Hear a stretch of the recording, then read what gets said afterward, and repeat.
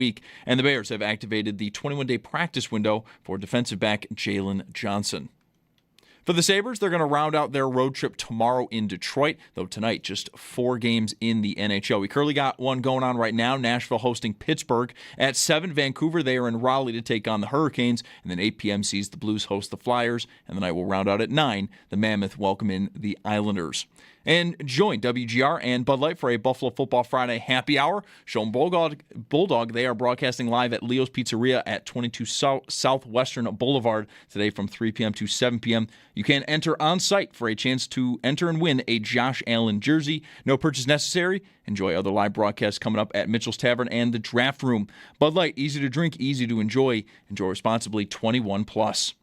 That's your Paddock Chevrolet Sports Update. Paddock Chevrolet celebrating 90 years of being your hometown dealership. I'm Zach Jones for WGR Sports Radio 550.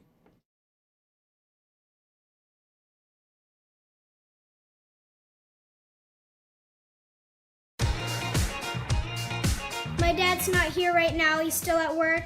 So I'm going to blast him. Mike Schopp and the Bulldog. I'm going to see if there's a clean version so that my parents and the people at my school will not get mad at me. We've got the spritzer filled with water just in case if stuff gets too fire. I'm going to set up the speaker and I'm going to listen to Mike Schopp and the Bulldog. I think this is the best Mike Schopp feature that I've heard in a long time. I think his flow is really good in it, and I like his aggressiveness on it, and the Bulldog. Put not enough effort in it. I think overall his flow was good, but I don't like that mobile rapping. That was my review of Mike Schopp and the Bulldog. Didn't need a spritzer. Wasn't fire enough. No spritzer for you. No spritzer. Football Friday on WGR brought to you by Celino Law. Car crash? Call Celino, call the 8s, and by Crosby's Pizza and Subs, Crosby's Hometown Fuel, game day ready since 1992. I closed it, and then I guessed on the year. There was a question mark I closed it because I wanted to see where we were, and I wanted to find that out, but I can't. 1922. Okay. Would you have believed 1992? You're like, no, I've been going to Crosby's since the 30s. You've been reading that sponsor for years, and I would have been guessing. Sorry. Pappy went to Crosby's in the 30s, and I can't believe anybody would think it only opened in 1992. Today we are at Leo's Pizzeria. Let's focus on that. Yes, I agree. On Southwestern, Angle in Southwestern, out closer to the stadium for our Bud Light Buffalo Football Friday happy hour. Now I've opened one that says we're in the wrong location. I blame myself. Bud Light. Ignore that. Yeah, easy to drink. Why does this exist? They have, they have a few locations. Is what they have one. There's one in Lancaster. There's one in East Aurora, and there's this one locally that I'm aware of. This is what Googling and scoping out the menu will do for you. Easy to enjoy. Which hopefully our show is easy. Enjoy responsibly. 21 plus. Okay. So we have not ordered a pizza. There's been a brief discussion with management about the plan. Highest levels of management. I think 5:30. That's actually when people normally eat things like pizza. Sure. Later on in the day, you put in your work day, and then it's like dinner time. Yeah, if you will. Instead, unless you think we should just talk about pizza toppings on this Football Friday, we need to talk about the Patriots and the situation. Let's talk about the situation. The situation being that they're 9-2, and the Bills are 6-3. It's part of it. And their quarterback doesn't really seem like he can miss. Did he only miss long throws last night? There was a point in that game where I saw his only incompletions were and I didn't see the incompletions. I was sort of dipping in and out. I was watching the Sabres as well, good for last night. Yeah, well, I want to put my time in. And but I just know, catching up on the game and just following along on social media, it was like 2 long passes to Kyle Williams. Is that the right name? Were the only incompletions at some point in the game. And he ended up and it was 0. not at 8:30. It was into the game, and he had just a bunch of really really accurate throws everywhere else. I think may have been 11 for 11 at one point. So yeah, He has the potential to make you shook, I think, a little bit.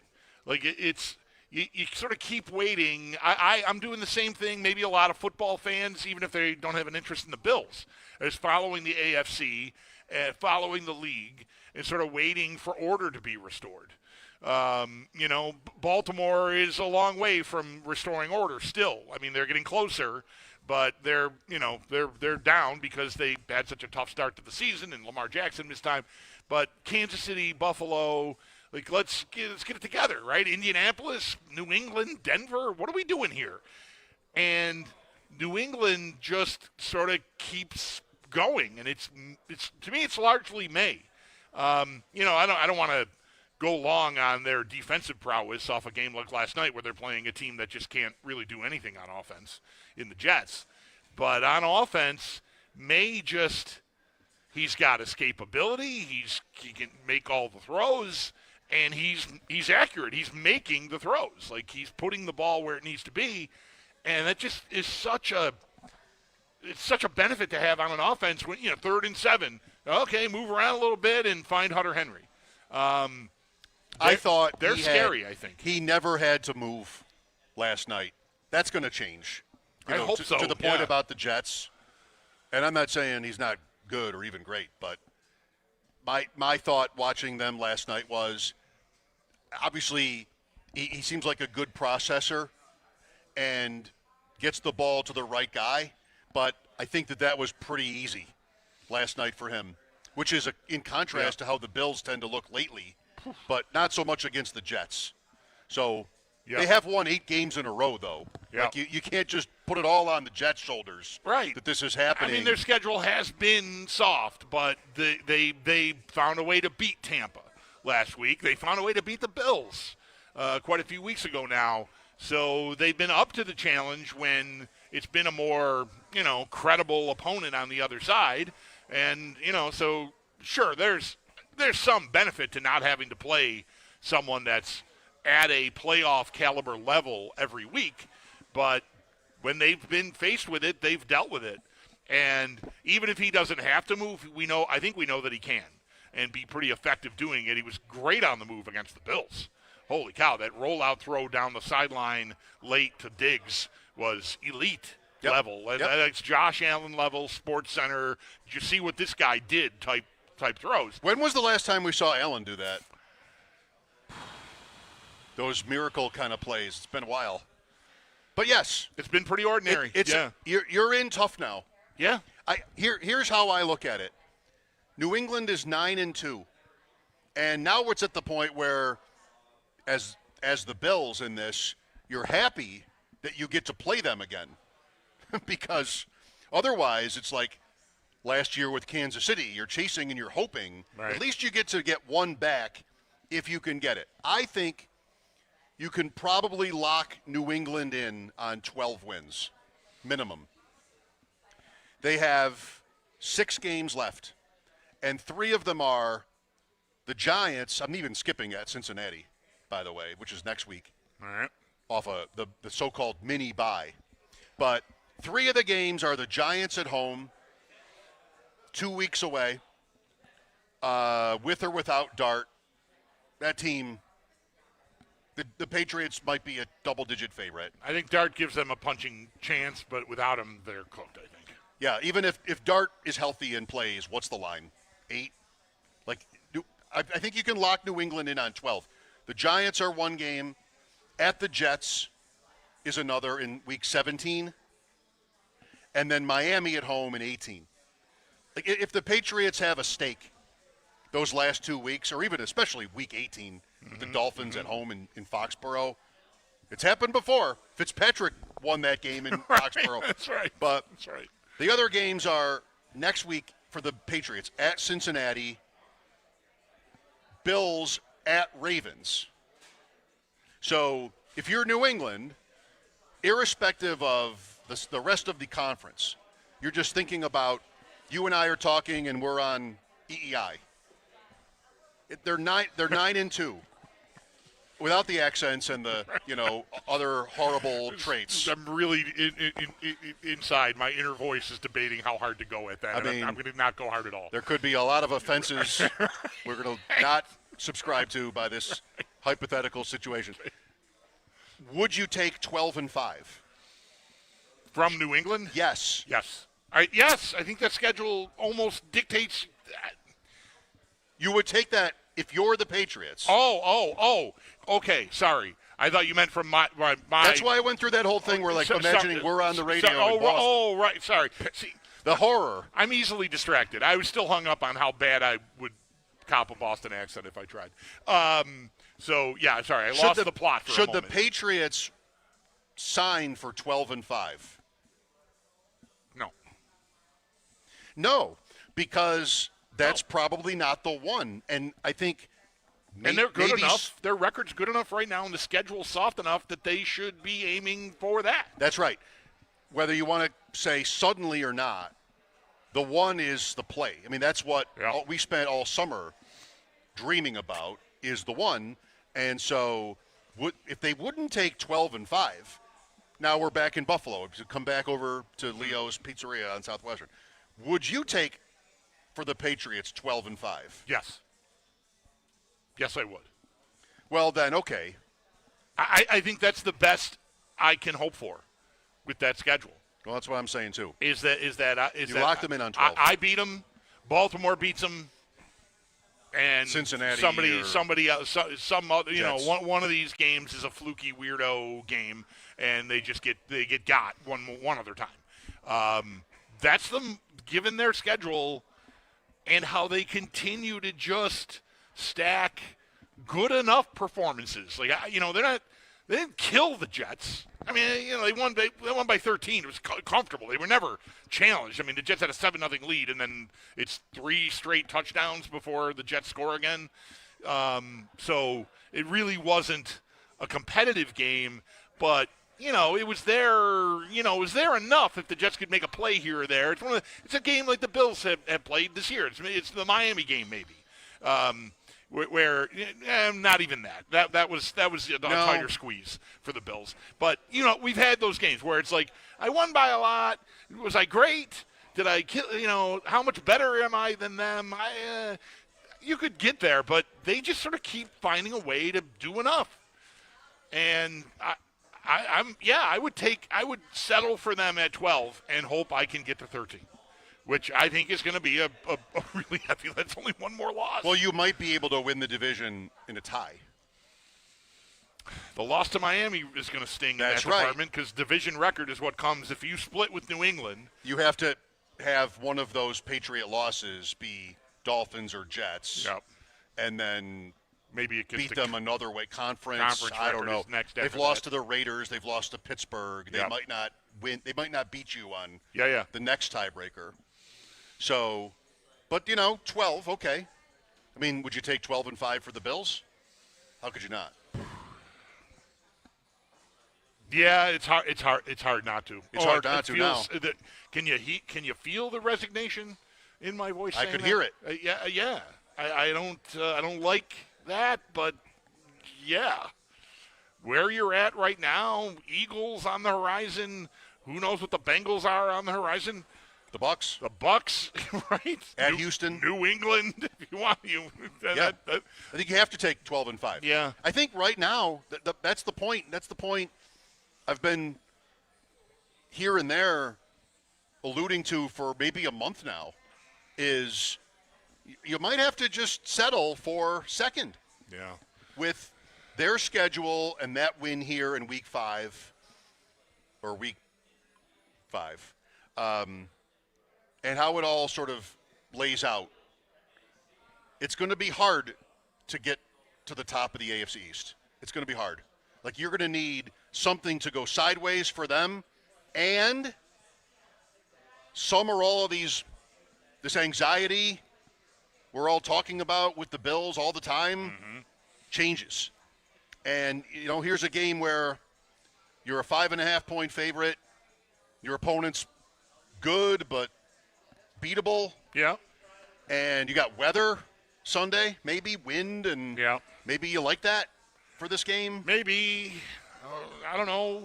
Maybe you do. Maybe if you're hoping that this team you're playing is susceptible to the pass, that you can get your passing game on track, maybe that's bad news because they need more adversity in that part of their game, right, to deal with elements on top of whatever ineptitude, if that's not too strong, they're experiencing on that side of the ball. They're disjointed, to say the least, I think, in that part of their offense, the passing game. So, yeah, I've been thinking about this game today, and one thing that came to mind, and it's hard, I cannot get all the way there with, any kind of authority. I'm shook by last week. You were nervous. I'm like, get out of here. You were nervous about Carolina too. They beat them 40-9. I don't want to hear it. They're going to kill this team, and they got handled pretty comfortably. Boy, that's interesting. But one thing I had in my head today about this opponent was how you felt about Dallas 2 years ago. Like, is this team, Tampa's just going to come in here and win here? Dallas is different. Their profile is different. They've let down their fans in spots like that, way more often. It's hard. What you're saying, by the way, is the Dallas game 2 years ago, I never had any doubt that the Bills would roll. Right. Sorry. Thank you. Yeah. That's and maybe San Francisco was a little bit like that too last year. A little bit. Right? They were kind of wounded coming in. And Tampa doesn't have the profile of those teams, so along with that, you don't have as deeply ingrained opinions about them in a spot like this because they're more of a mystery, I think, to you. But Tampa really is going to come in here on a maybe a chilly, windy November day and beat the Bills? Get out of here. Well, but I can't get all the way there because just too much has been going wrong for them. Really, it was last week. Just the week before they looked great. So I'm probably exaggerating. I'm a victim of the moment here a little bit, but I want to believe that the Bills they should have earned enough trust. They've been good enough for long enough that they should have this. But I'm spooked by last week. I'm afraid that last week wasn't just one of those days. It's more of a symptom of a big problem that they've got on their hands offensively. And if this game starts and they're in 3rd and 6 and can't complete a pass. Well, I'll tell you what happens then. They'll get booed. Right. I think we have some claim to knowing or feeling. Maybe we have an educated guess as to how the fan base is right now. And it starts with the super high, almost unreasonable standard and expectation that they have established. Every one of these years has to be a Super Bowl appearance or it's a failure. Last year, the takeaway was this wasn't good enough. They won 15 games and then lost by a field goal to the Chiefs. Here, let me tell you about their problems. Let me tell you why the coach should be fired. That's the standard. And you have that, plus now the Patriots have become the first team in a long time in the AFC East to scare you. They're just way more of a problem. I don't need way sooner, but sooner than we thought. Right?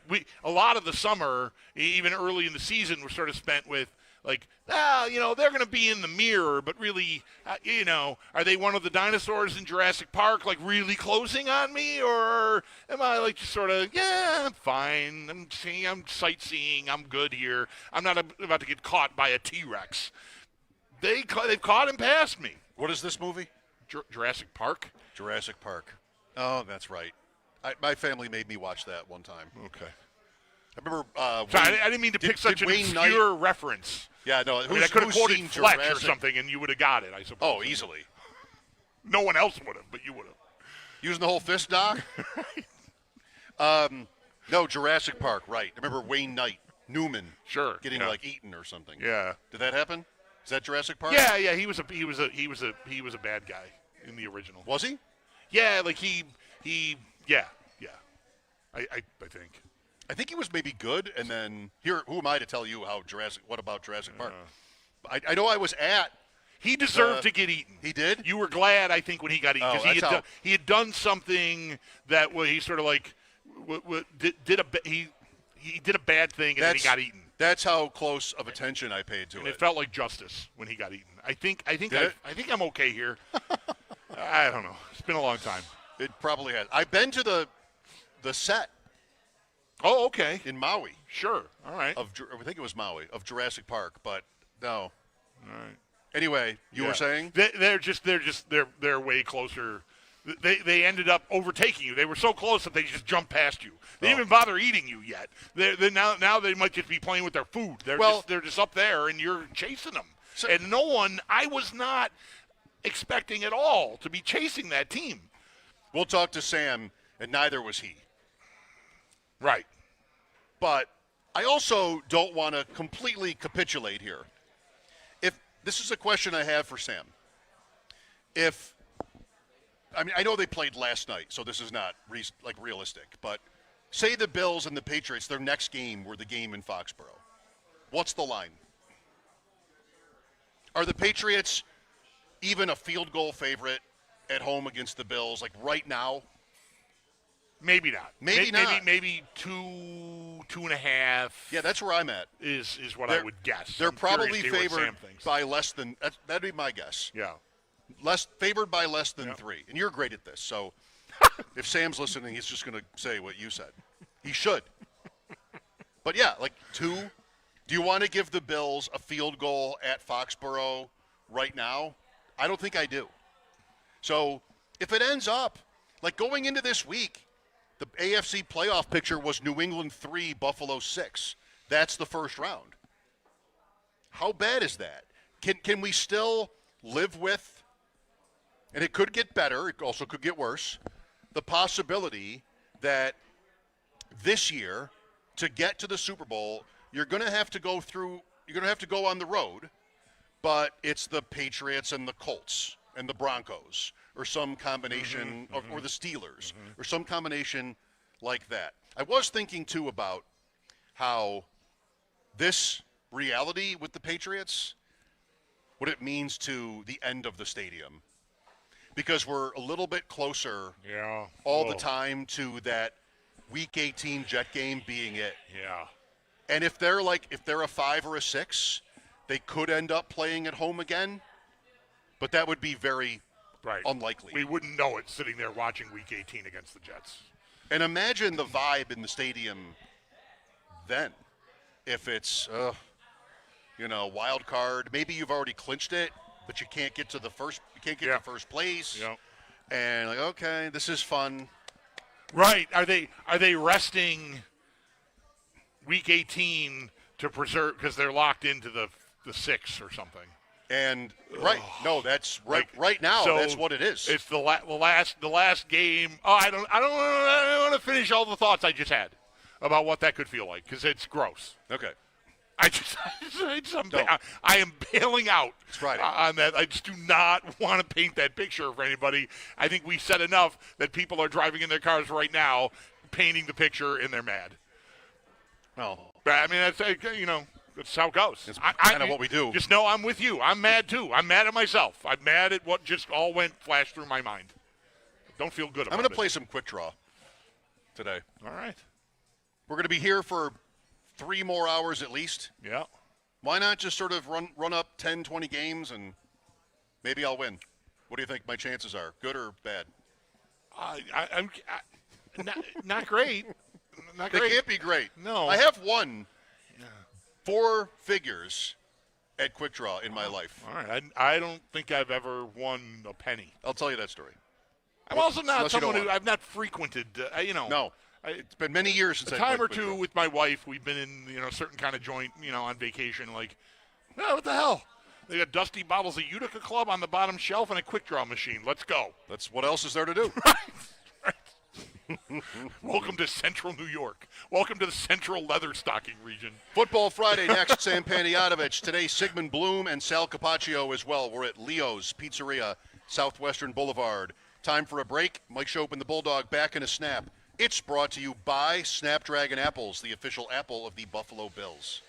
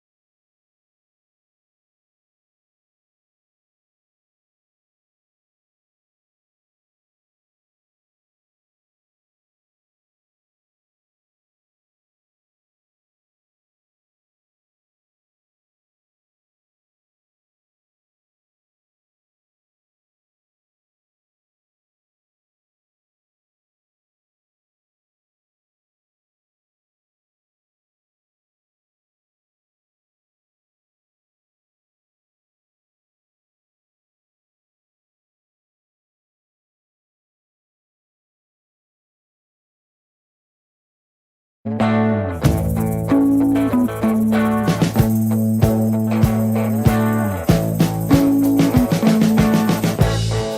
been living in sin so long, all the feels are gone.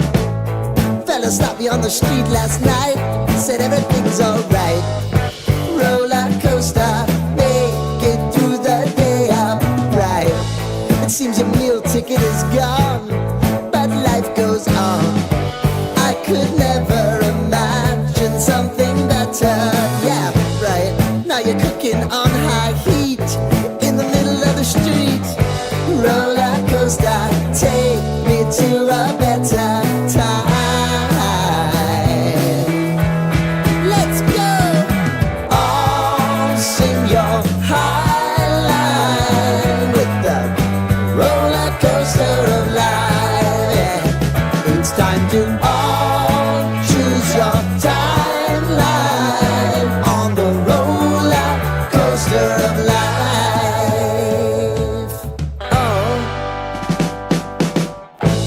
You seem to easily forget when everyday life gets you down. Welcome back, Football Friday from Leo's Pizzeria, Southwestern Boulevard. Mike Schopp and the Bulldog. Upcoming, Sam Panayotovich from Bet Sweats. Sigmund Bloom today. Sal Capacio as well. Al Michaels on the call there Al Michaels. from one of Travion Henderson's 3 touchdowns last night. You know how we feel about Al Michaels on this show. Well, how do you feel? Because I feel great about him.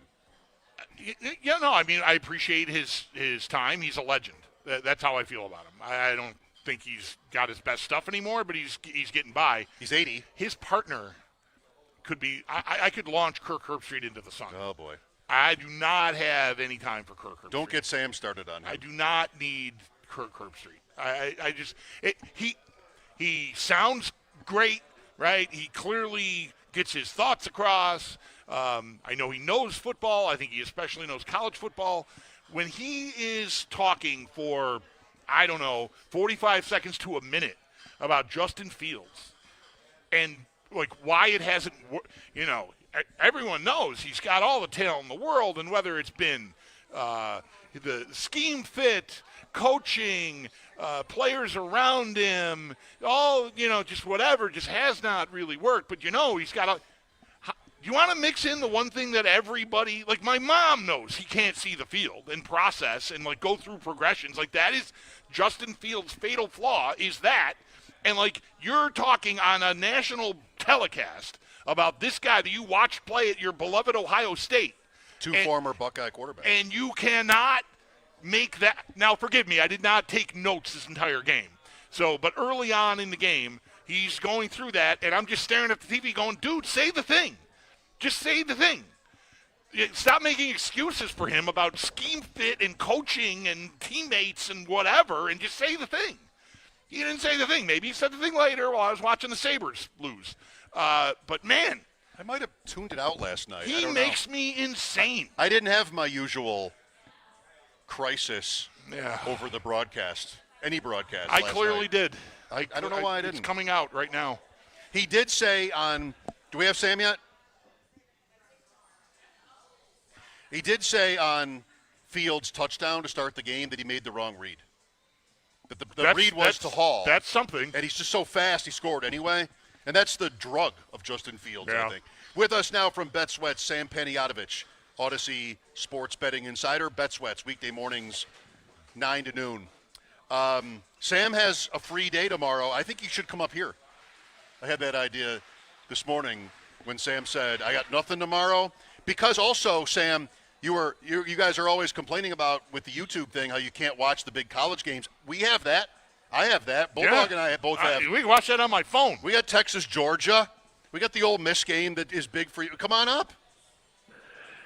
7-hour drive to watch football with my boys. I'm thinking about it. IPAs for days. Whatever. IPAs for miles. Place to stay. Whatever. What's not to like? I also have nothing to do tomorrow other than like pile up some leaves and mulch them up. Like that's my plan. I might even be free. Which I like as a plan for a Saturday because it gives me a clear conscience about going out for some beers after. Like, oh, I took care of the farm. Time to go relax. But take off my work boots. All right. I don't have work boots. Well, Sam, it's an idea. Thinking about I'm thinking about this Bills game, and I honestly have no idea what to do in it. You know, we don't have to bet every game, as everybody knows.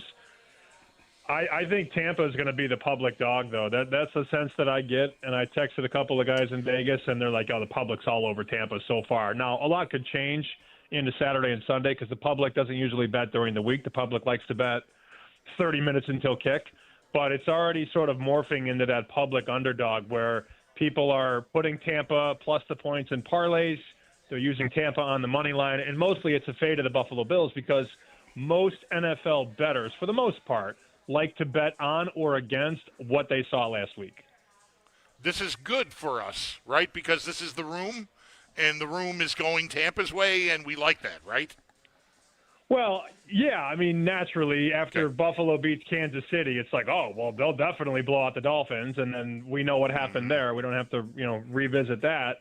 So now off of that performance, it's, oh, well, why is Buffalo laying 5.5 to Tampa? Baker Mayfield's awesome. And Baker actually hasn't played that well since before the Detroit game. And I know they're going to get some guys back on offense and all that. And we know that the Bills front has been challenged with injuries, and, those have been chronicled accordingly. I'll tell you what, though, the sharpest move in this game came on the under. I mean, this was 49 on Tuesday, and now I'm looking 46.5 and 46. So the sharpest support financially on this game has been on the under. So people are betting against offense.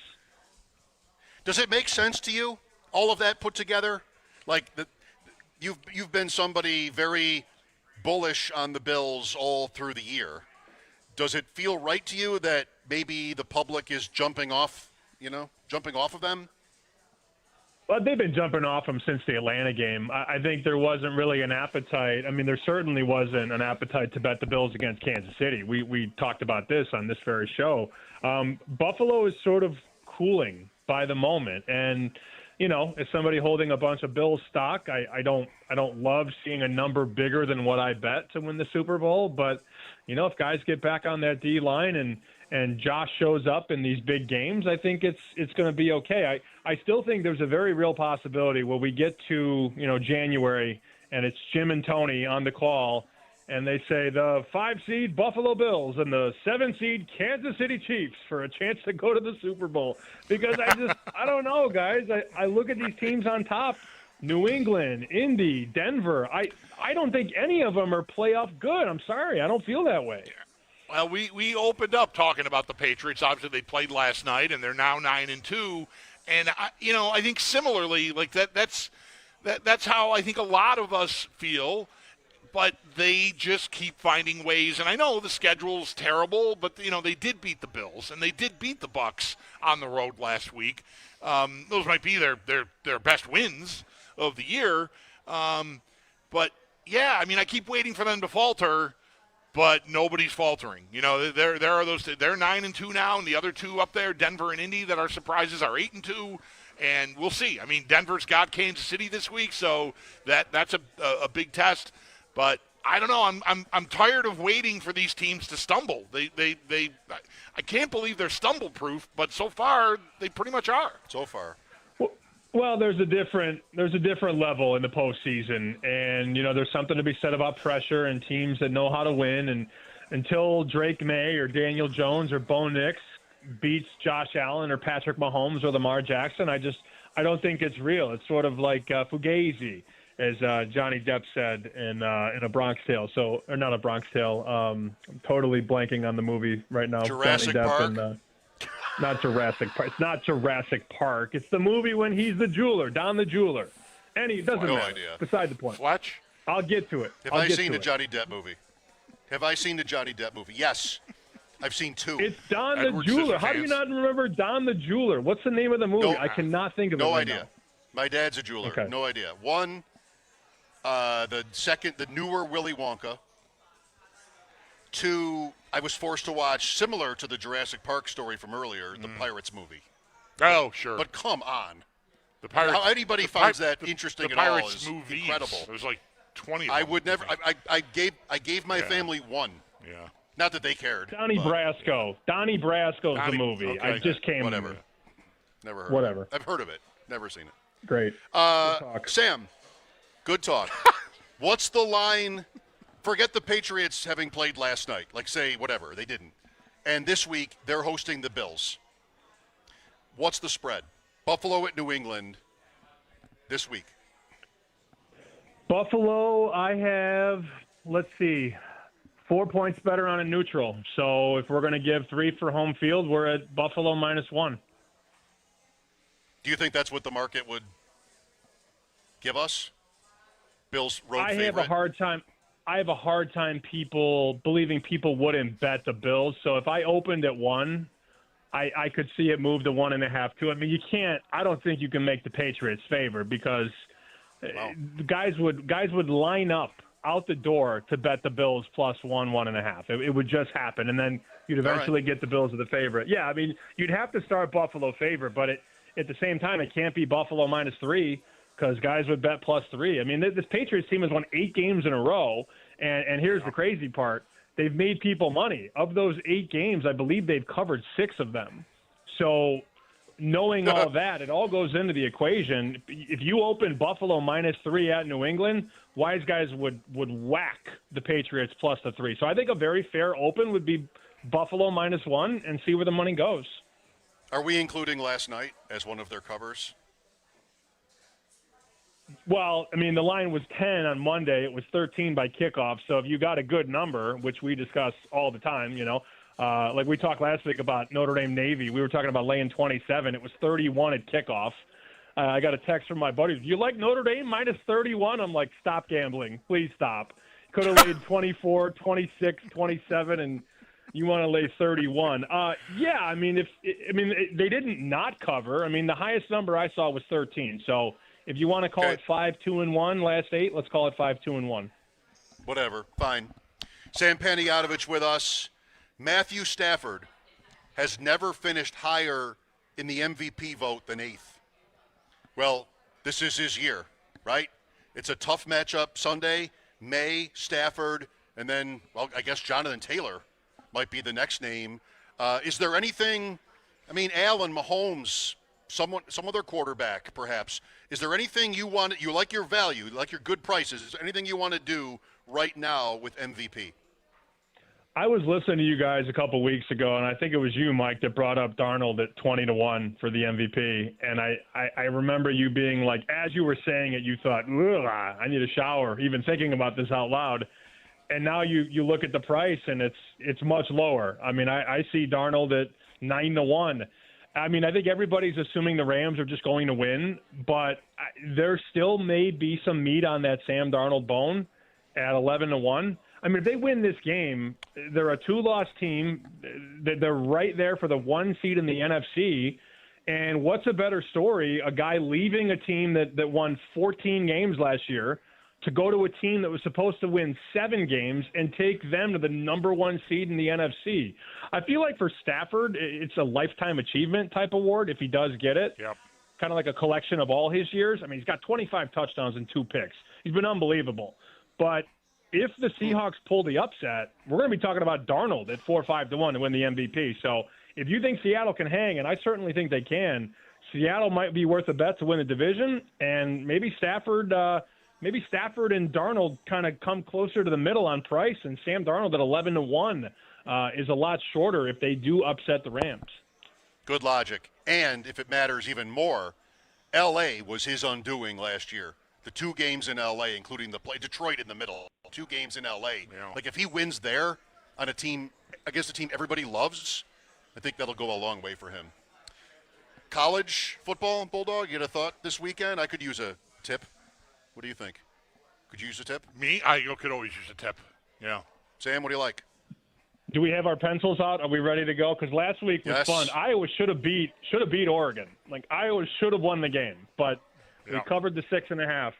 Here's our play this week. We've been pretty well with these so far. Texas plus 6.5 at Georgia. Again, the game will be on at my house and also mine or the bar that I'm at or whatever, because my wife's working all weekend. So I am in the wind. Look out. My internet will go out 5 or 6 times, but otherwise, this is what the community needs. A 60-year-old man like me saying, "Look out," because my wife is working. What am I going to do? I'm going to go have like 3 beers and go home and take a nap. and sleep. That's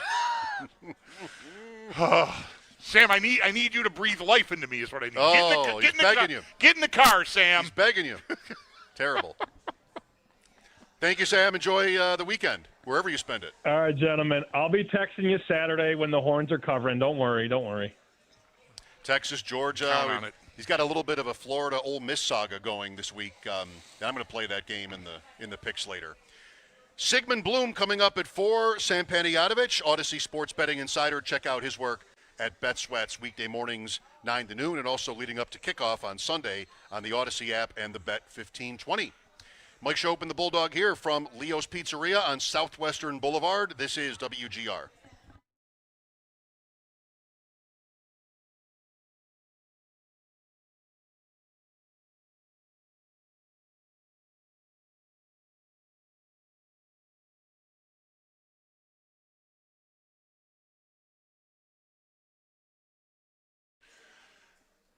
Folks, Bulldog here letting you know about fan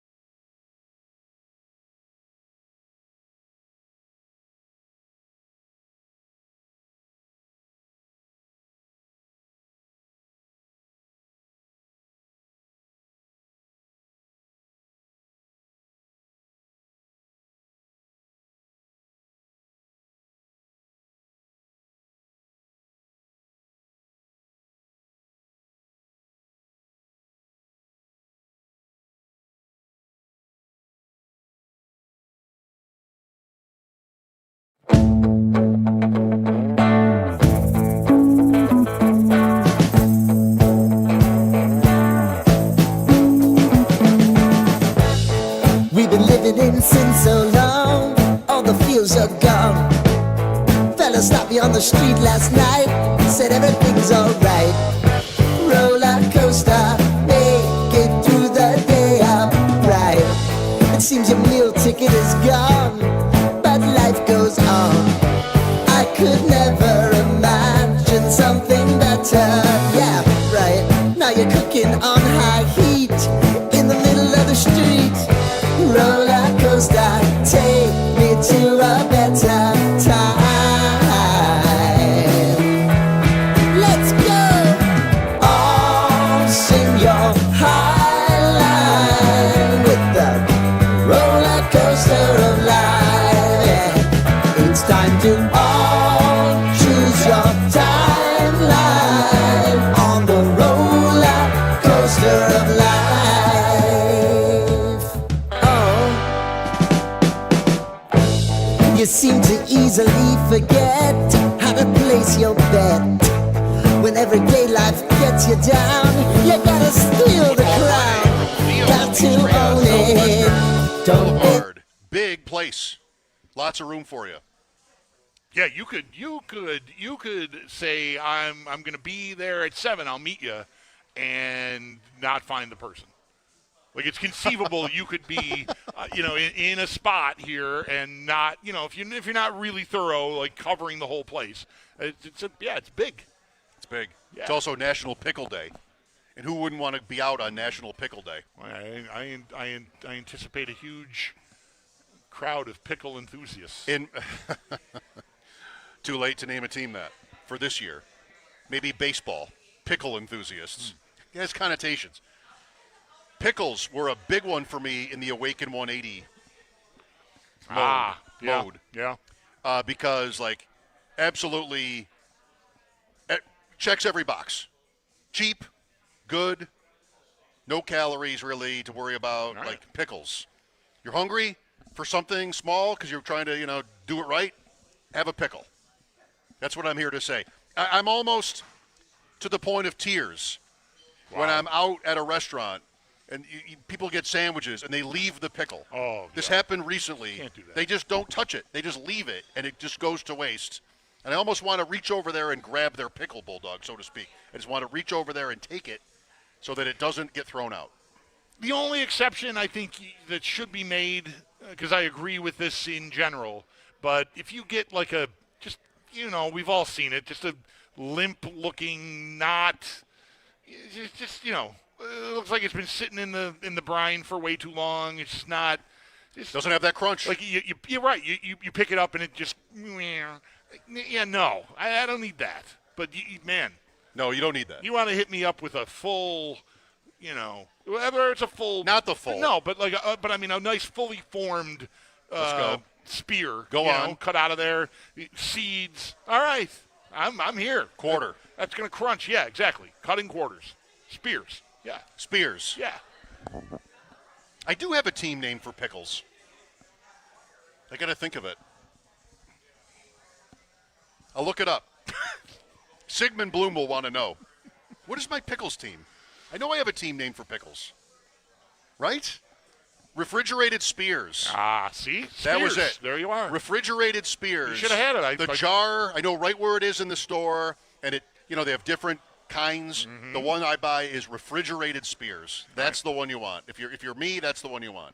Because that's how announcers talk now. If you're the San Diego Chargers, they don't say that now because there's no longer the San Diego Right. Chargers, so bad example. Right. But, most of the time when announcers talk like that, nobody is the team. Like, if you're the Chicago Bears, I'm not. There's no chance I'm the Chicago Bears. Right. Kind of shorten that sentence. All right, we've covered a lot of ground I here. think this is a valid critique. If you're the New York Islanders, nobody listening is the New York Islanders. Why would you put it like that? Just sort of shorten it. The Islanders should blank. All right, little broadcasting tip from yours truly. Sigmund Bloom after the break. Fantasy stuff. Sal Capacio still to come today. We're at Leo's Pizzeria, Southwest Boulevard. Mike Schopp and the Bulldog, WGR.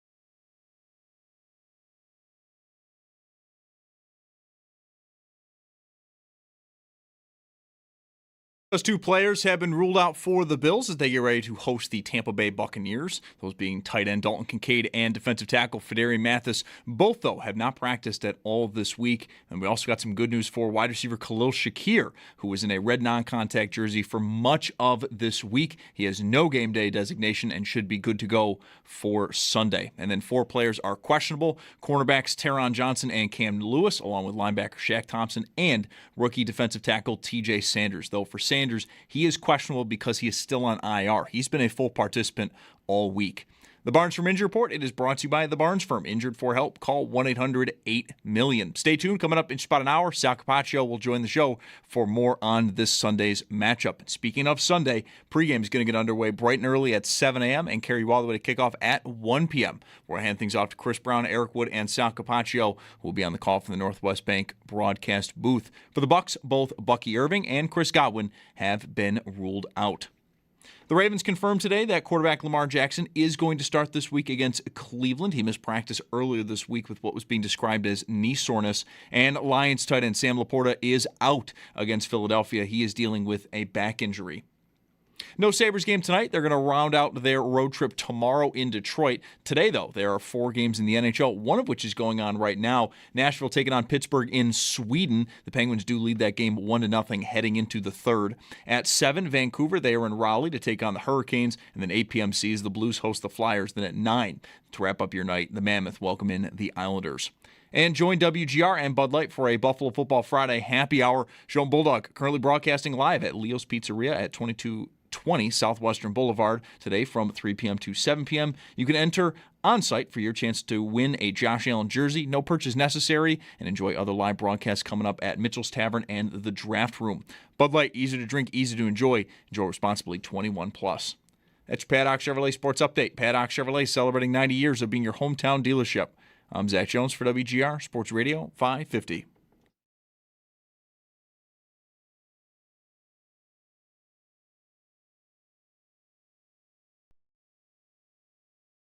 It's Mike Schopp and the Bulldog. You know, I gotta wonder what kind of working relationship he'd have with Satan. It's Mike Schopp. I've often wondered that. Like, he, they, I don't know what his pronouns are, or their pronoun. Anyway, Satan. And the Bulldog. What's the upside of doing well? Well, maybe they're too busy making everyone else's life hell. Oh, boy. And wow. you might just be able to do your own thing if you're partnered with Satan. It's Mike Schopp and the Bulldog. They're too busy, making Scott Norwood miss field goals. Oh, come on. On WGR Sports Radio 550. Did you like the New England uniforms? Can we just disconnect for a second and I'll give you my answer so that you can say yes and no one will hear you. I'll go off the air. I kind of love. You know what? I kind of loved them. I think it's really a pretty incredible trick if you are looking at something in this day and age on a state-of-the-art television and think, why does this look like it's in black and white? They're the shots of just them. The green field and, of course, the Jets uniforms gave it away. But anytime you just saw them, like a close-up of the uniform and the helmet, it looked like you were watching the best black and white TV that you probably never saw because black and white TVs were never that clear. But I just thought it was a really incredible trick. I love the Jet uniforms, by the way. To pull off. I just loved how I really liked that little mind game it played on. I can't wait for Sigmund Bloom's opinion. The Patriot jerseys, by color, are probably very close to the 60s Bills. It's almost like blue-gray. What they were wearing last night. Last night. Right. I don't know, Sigmund. I'm not sure of your age, like how far you go back. Even if you're a younger guy, you would know as a lover of football, like you've seen all kinds of, clips from the past. But did you have a take on the Patriot get-up? Yeah.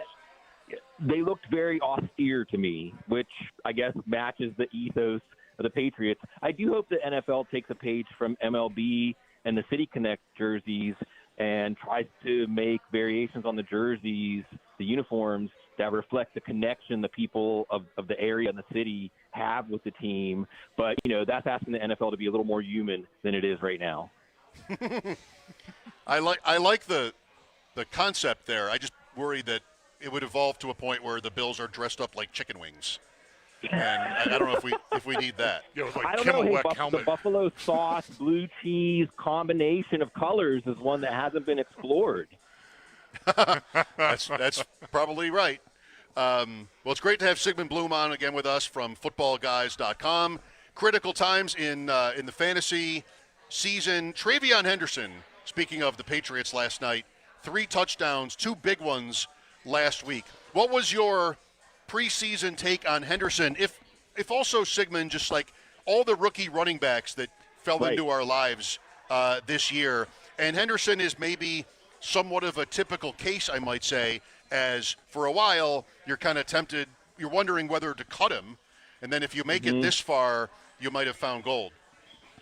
What's really odd about the rookie running backs this year is that, Omarion Hampton looked very ordinary until Najee Harris went down. Travion Henderson looked pretty ordinary until Ramondre Stevenson missed some games. We're going to see now with J.K. Dobbins probably out this week if R.J. Harvey's the next one. So we can see them in a smaller sample size. Maybe it's something about getting him in a rhythm. Maybe it's something about having the confidence of the coaches, or otherwise knowing that they don't have to look over their shoulder, to worry about ball security and things like that, because it's their job that really unleashes them. And then also I think as we get deeper in the fantasy football season, those fresh rookie legs, even, guys that can take over, we saw with Kyle Monungai a few weeks ago. So we have to be on the lookout for running backs who might be important just because they haven't played that much. He's played well enough now a couple weeks in a row that even when Stevenson comes back, which I don't know how imminent that is, he's still, at worst, you're looking at a timeshare, I would think, right? Yeah, absolutely. I think that, and what he showed against Tampa Bay was really important because he was bottled up on a lot of those runs, but he was there with the stamina. He showed the stamina at the end of the game to be able to outrun the defense and finish that game for them, and even look back at the bench to make sure the coach wanted him to score. Right. Well, it sounds good. A timeshare is still a problem. It's still who gets goal line. He went back to Stevenson even after fumbling earlier in the season, and that was kind of scary. But now I feel like Vrabel had no other choice, Sig, than to play Henderson, and now it's all lovey-dovey, and it's 5 touchdowns in 2 weeks. And no, they actually always liked him, and they're rewriting history maybe a little bit. But I think you brought up Harvey. That's an interesting one. He too has been not playing much, but scoring. And I wonder, how do you feel if he gets a full-time role? That's Kansas City this week.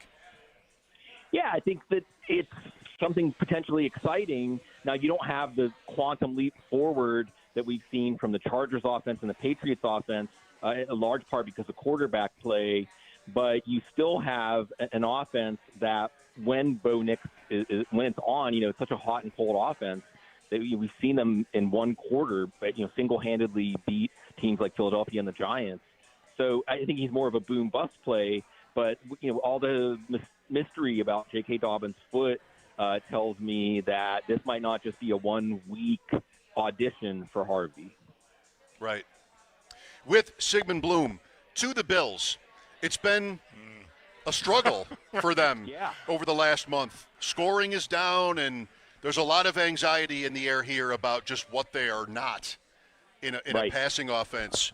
Are you, as we talk fantasy with you all the time, and it's been a team for a couple of years here since post-Diggs, where they're going through the air is not obvious. And now it's kind of like that we don't think they're going anywhere, and Kincaid is going to miss this week. What are your takeaways about this offense so far? Yeah, I think they need, especially this week against Tampa, they need to show more. And hopefully Joshua Palmer being back can be that, because before he got hurt, I think they connected Allen to Palmer on a couple of plays in that game and against Atlanta. And that it was, I think, the first time the light turned yellow or orange, not quite red, about, hey, what are the capabilities of this offense when it has to be in a mode where, again, to go baseball, their fastball is the running game. And that's that's great when you are playing with a lead.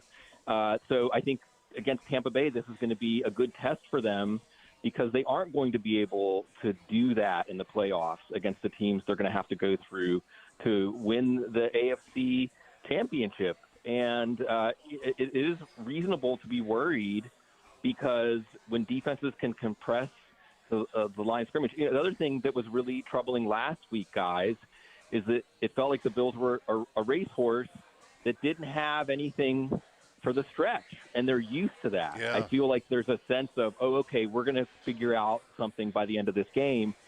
And last week against a team that they've owned, it wasn't there. Yeah, it was one of these days where every time they put something together, there was a mistake.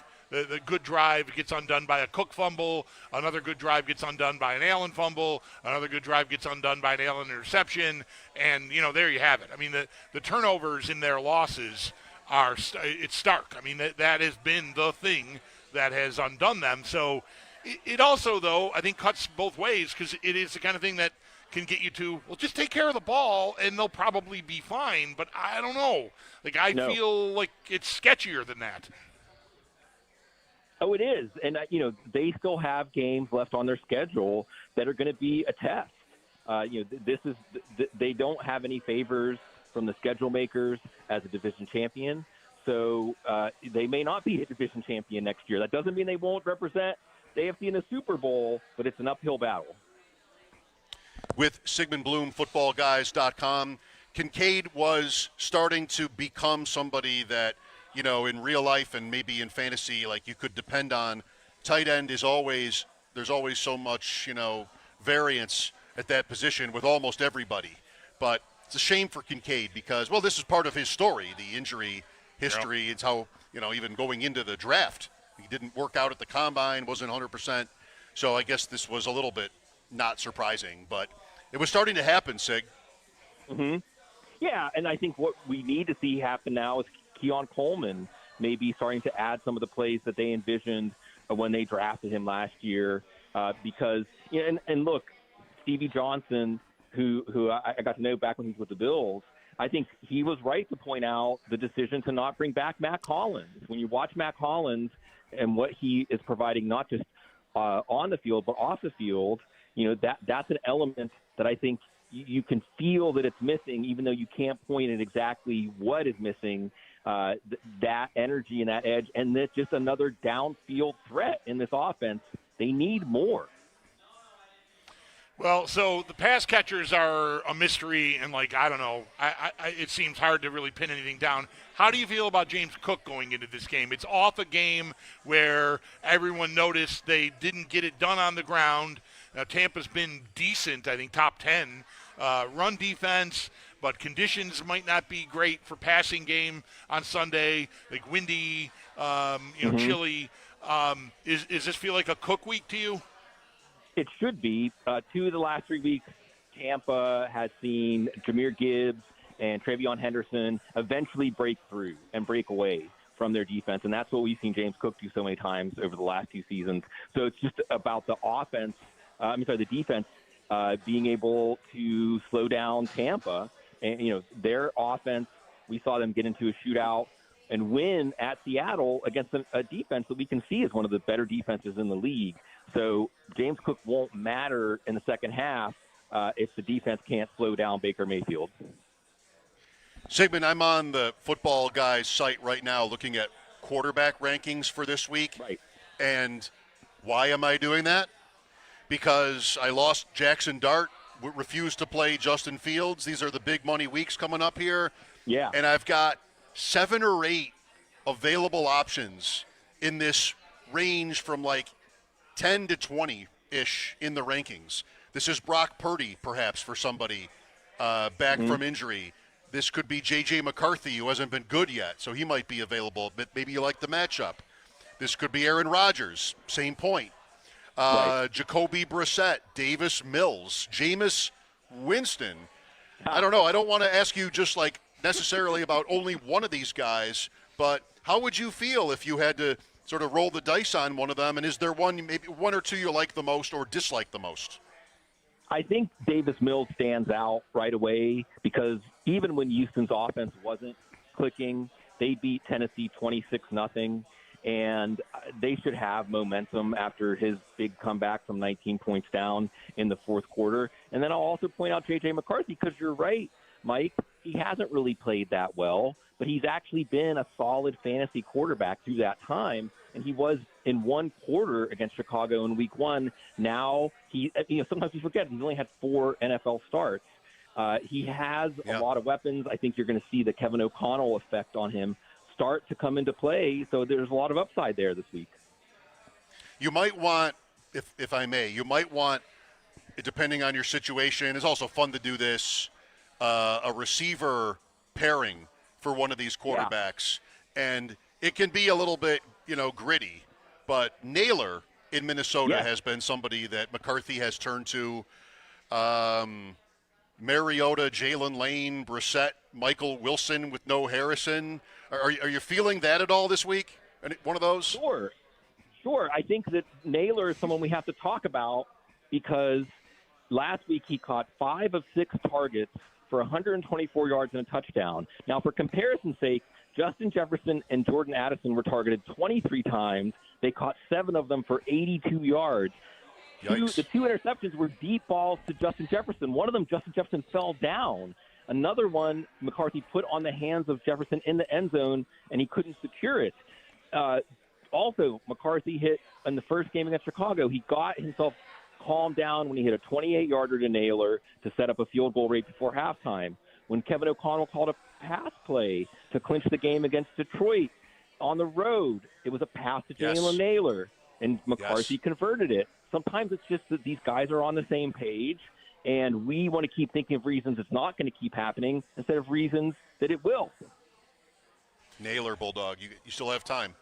Jalen Naylor. Yeah, noted. And by noted, I mean I'm ignoring this. Oh, come on. That's rude. Sigmund, what not Sigmund's part of the conversation, just yours. No.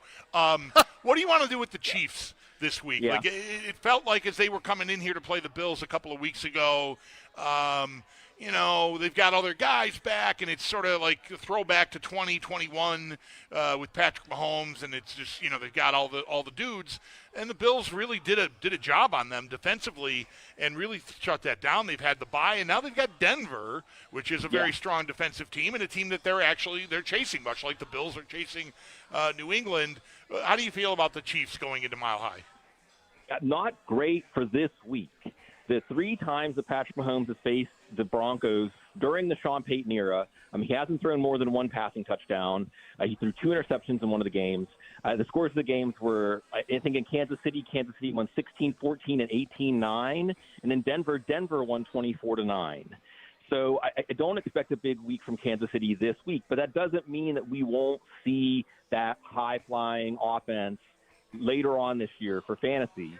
So I wouldn't read too much into this week unless they do dominate that Sean Payton Broncos team for the first time with Mahomes as the quarterback. Then maybe we can be even more confident in them. Thinking back to sort of trying to find maybe a gem that isn't obvious at receiver on teams, who would your number 2 guy be for Tampa Bay right now in this game against Buffalo with no Bucky Irving again, no Godwin, of course, no Evans still. Tez Johnson, Otten, someone else? What do you want to do there, if anything? No, I think it's Tez Johnson. We've seen him get 4 touchdowns in the last 4 games. We saw Jalen McMillan, another rookie, emerge in the same way in the second half last year. Last week, Tampa ran some screens and some plays, but they for Rashad White and Sterling Shepard, when Tez Johnson is the guy with that acceleration, quickness, that they should be getting the ball in his hands. And I think if it is windy and it is going to limit downfield passing, Tez Johnson makes sense there too. So I would say Tez Johnson, but I would also say that Chris Godwin should be picked up across all fantasy leagues right now because he should be back next week. And the Bucs have a really easy schedule down the stretch. I think that you're going to probably see an impactful player when he gets back out there. Do you have weather philosophy? So maybe we'll have 20-mile-an-hour winds here. Last week, I have to admit, I fell for it with the Bears-Giants game because they were talking up the wind and everything. and I got off of Caleb Williams and Dart also in another league to play Fields, and I didn't win on that bet because they still got, they didn't do amazing, but they did okay. Do you have a certain school of thought when it comes to weather? Yeah, I think we see 15 to 20 mile an hour winds at least take away the downfield passing game, and we learn about how quarterbacks can adjust to that. Some do better than others, and I think that's why it's important to look at the specific quarterbacks and also just look at the team's mode of attack. And I think that I wouldn't have any worries about Josh Allen and Baker Mayfield being able to adapt to those conditions as I would say like Jared Goff. So I'm not. I think you have to take it on a case-by-case basis. But I think you're right to bring it up. And on that note, just Buffalo's schedule as far as settings down the stretch is brutal for the potential for weather games, which maybe the way they've reinvented their team might be perfect for them. After Thursday night in Houston, it's all they have left. I'm just waiting here to say if the downfield passing game is in trouble, it's not a problem because the Bills don't really have one. So it shouldn't be a problem. Pointing at the head, Yeah, they're ahead of the curve. It's hard to argue with that. Sigmund, how's life? Good? Outstanding. I think more than ever, Cecil and I are in our 20th year of the Audible. You've been part of this story. You and the Bulldog. I've been doing spots with you for a long time, and it's. I think, Mike, as you have embraced fantasy football, so has the United States, and it's really fun that it's a community that. It really does bring people together. It sounds like a cliche, including bringing us together. I love our chances to check in. I think basically what Sigmund has just said is, in a word to describe me, Patriot. I mean, that's really what he said here. Sigmund, just so we're clear, my blowing off the points about Naylor is really just I only have one team, and there's an 8-move limit, and I realize this week I'm out of moves, and aside from Jalen Hurts, my other two quarterbacks are Flacco and Mac Jones. So I'm pretty cooked. So, Naylor is not going to save me. Flacco. No. And I can't get him if I wanted to, anyway, because I can't make any moves. Flacco. Lock it in. Hey, Sigmund, appreciate your time as always. Always a pleasure, guys. Talk to you soon. Sigmund Bloom, footballguys.com, one of my favorite sites for projections and articles. They have it all. 803-0550 for us. We're at Leo's Pizzeria on Southwestern Boulevard today. Bud Light, Football Friday Bash. Yeah, stop in. You can scan a code with your phone and be entered to win a drawing to win a Josh Allen jersey. And just like a couple of weeks ago when we were out on Halloween, someone that scans that code today will win the jersey. We have one of these jerseys for each of these appearances we're doing. So swing on by, scan the code, and have some pizza and wings and some beers. Or pop if you prefer. Time for a break. We'll be back in a snap, brought to you by Snapdragon Apples, the official apple of the Buffalo Bills.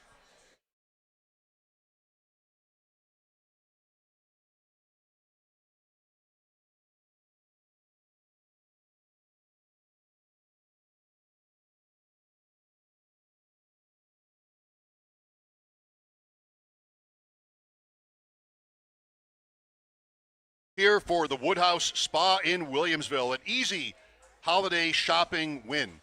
You don't need to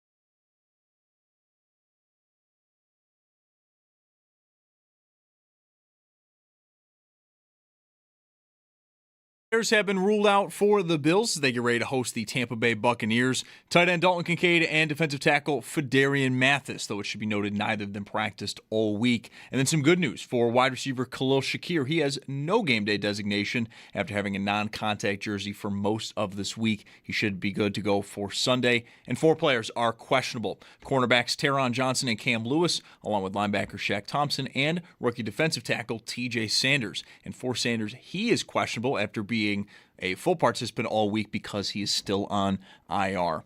And the Barnes from Injury Report, it is brought to you by the Barnes Firm. Injured for help, call 1-800-8-MILLION. Stay tuned. Sal Capacio is going to join the show in about a half hour at 5 p.m. for more on this Sunday's matchup. And speaking of Sunday, pregame is going to get underway bright and early at 7 a.m. It's going to carry all the way to kickoff at 1 p.m., where we'll hand things off to Chris Brown, Eric Wood, and Sal, who will be on the call from the Northwest Bank broadcast booth. For the Bucs, both Bucky Irving and Chris Godwin have been ruled out. And some other notes in the NFL.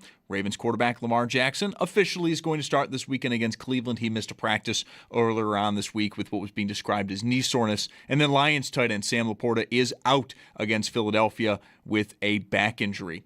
And the Sabres, no game tonight, but they will round out their road trip tomorrow in Detroit.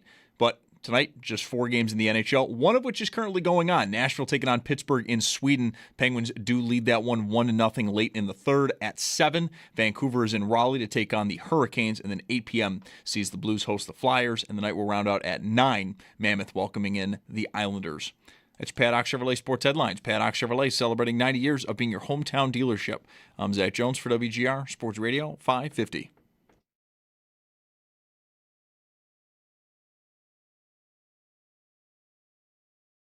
Just being able to, build up all the running on my knee, which I feel like I have. Again, like I said, I'm ready to go. Just whenever they call me up is when I'm up. My tips come from the best guys I've ever been around. Stephon Diggs, Cole Beasley, John Brown, Emmanuel Sanders. These guys have been able to help me throughout my career, and I just kind of pass it along. And that helped me become a better player when I was here. Gabe Davis. Are we at that point? Gabe Davis, McCole Hardman, in fact, perhaps as well. Are we at that point? Do you think we are? Are we at that point? Are they on the field Sunday? Should they be? I guess there's a scenario where they both could be if they were to move Davis to the active roster. And then, because we talked this through with Sal, and we'll talk to Sal in a half an hour or so here again today, and pour all this over again, see if there's an update to how he's viewing it. But I'm with Sal. I think what he said yesterday, I don't think they're going to call up Hardman and Davis from the practice squad. You only get 2 call-ups.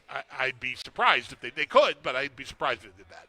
So there is a way that both could get in the game, like I just described. If they were to move Davis to the active roster, then call up Hardman and then have another call-up for some other position they feel like they need. But I don't know, something tells me with Shakir's status being no longer in doubt at all, maybe Hardman waits another week until maybe they feel like there's something he might be able to give them on offense, even just a couple of deep routes. Not that they couldn't do that Sunday, but he just got here. So if I had to bet right now, it would be Davis gets either called up or put on the roster, but Hardman maybe waits because they feel like they can trust Shakir to – they're not exposing him to too much if they have him return punts. That's just a guess for me at this point. And the Palmer is back. Right. The Shakir, I'm glad it's solved because I was last night was thinking about what they would do if Shakir can't play. Because then you have the punt returner question. You've got where's everybody – schematically in your 3 receiver sets, like what are you doing? Like he's the mainstay in that slot, and they have other guys that can do it, but no one really has. So that would have been a big change that I'm assuming, won't have to really deal with because, again, he doesn't even have an injury designation at this point. So he's going to play Sunday, and maybe I'm assuming too much thinking that he'll return punts, but we'll see. They've got a bit of a puzzle there. I think if Davis does get there, either through being signed to the roster or just as a practice squad call-up, I think that will eat into Coleman. If Davis is on the field in this game Sunday, I think you're going to see Coleman's lowest snap share of the season. He's been up in the 70s mostly, maybe even higher than that some weeks. I just think that'll take a dip because Davis, to me, is pretty much a plug-and-play replacement for that spot. And I think with how he's performed, there's good and bad. Like I pointed out how Allen missed him a couple times where he actually was open. And so, it's not like he's all to blame, but their passing game is stuck. There are effort questions that are valid. And I just think if Davis is up, Coleman is the guy that I think would get dinged. So I'm anticipating that if Davis indeed does play in the game. You say it's a puzzle. It's probably a missing piece or two.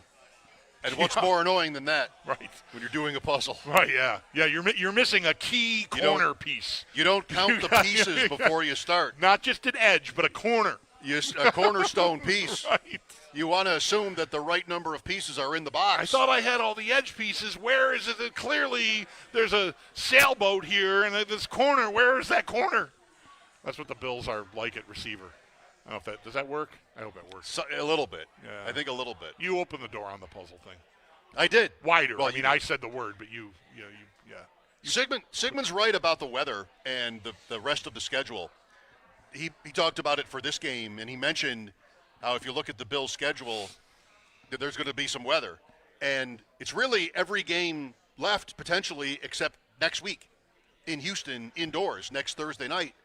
But home to the Bucs at Pittsburgh, November 30th.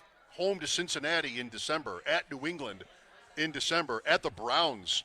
I mean, I want to set the over-under on 4.5 inches of snow for Cleveland on December 21st. Philadelphia here and the Jets here. There's a lot. Yeah. Potentially. Yeah, waiting. that's right.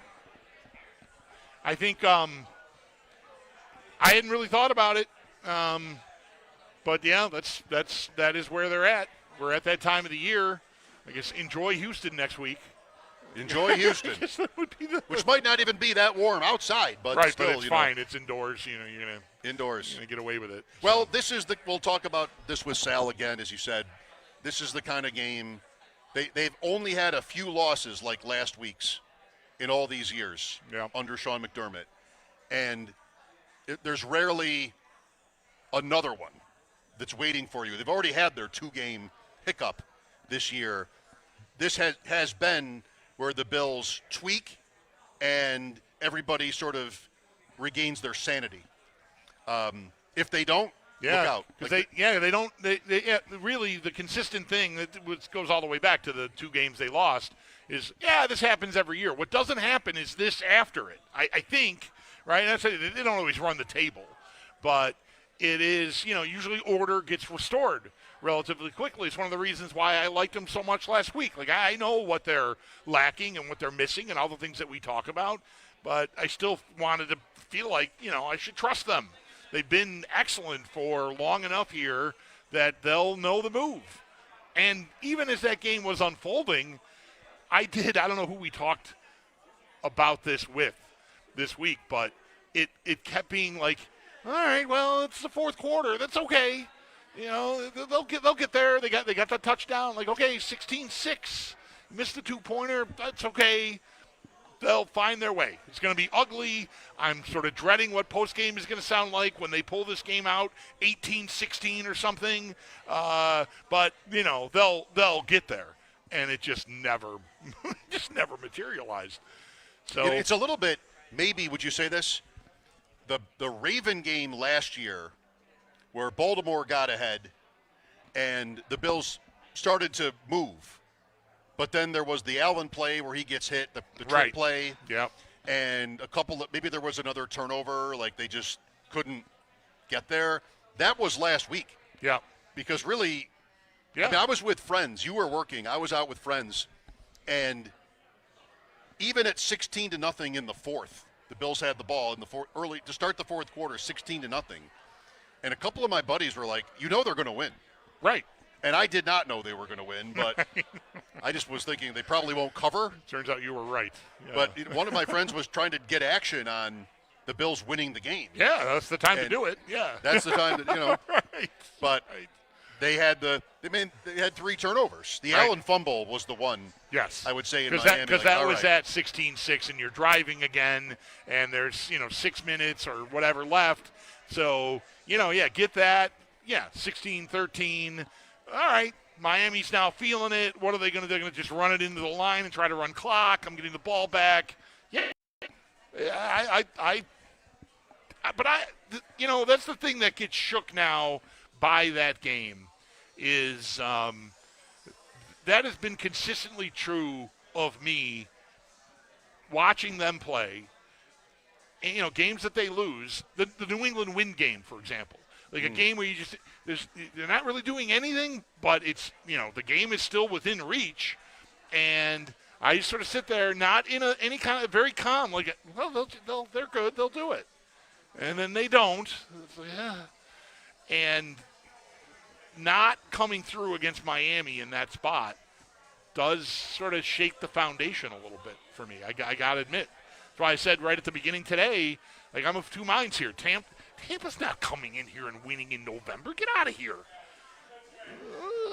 What can I really do on offense exactly? The weather is a factor on top of it. Like, I don't know. And I don't think I would, if they'd pulled that game out last week, I'd be picking the Bills minus the 5.5 or whatever the number is. But you're not? But I'm not. I don't. My trust is shaken. They need to regain my trust. Oh, listen to that. Throw it down. Bet the under. Tampa Bay's offense has not been really clicking for a while. They're down guys. I don't like hearing. Didn't Sam say that's gone pretty like it was 49 earlier in the week and it's down like 46? Was that the game he was talking about? Maybe. I think it was. Yeah. I don't really look at the totals too many times. I would have liked to. I should. Same. I often feel like if I'm putting a parlay together, like on a single game, I get to that and just go, like, that's going to be the piece I regret. No. The total? Yeah, I just don't want. No. So I very rarely do it. Well, I know from watching Bet Sweats how, like last week, on Monday they were grousing about how the late games on Sunday were all blowouts where the favorites won and they all went over. And I think, not that you have to care, but I think bettors who consider themselves sharp, just like, you don't know what to do with that. Like, those are both, Sam loves his underdogs. And you're trying to be contrarian and you're trying to find, your buddy that you don't really think knows anything. You want to go against, if he tells you what he wants, you want to go the other way.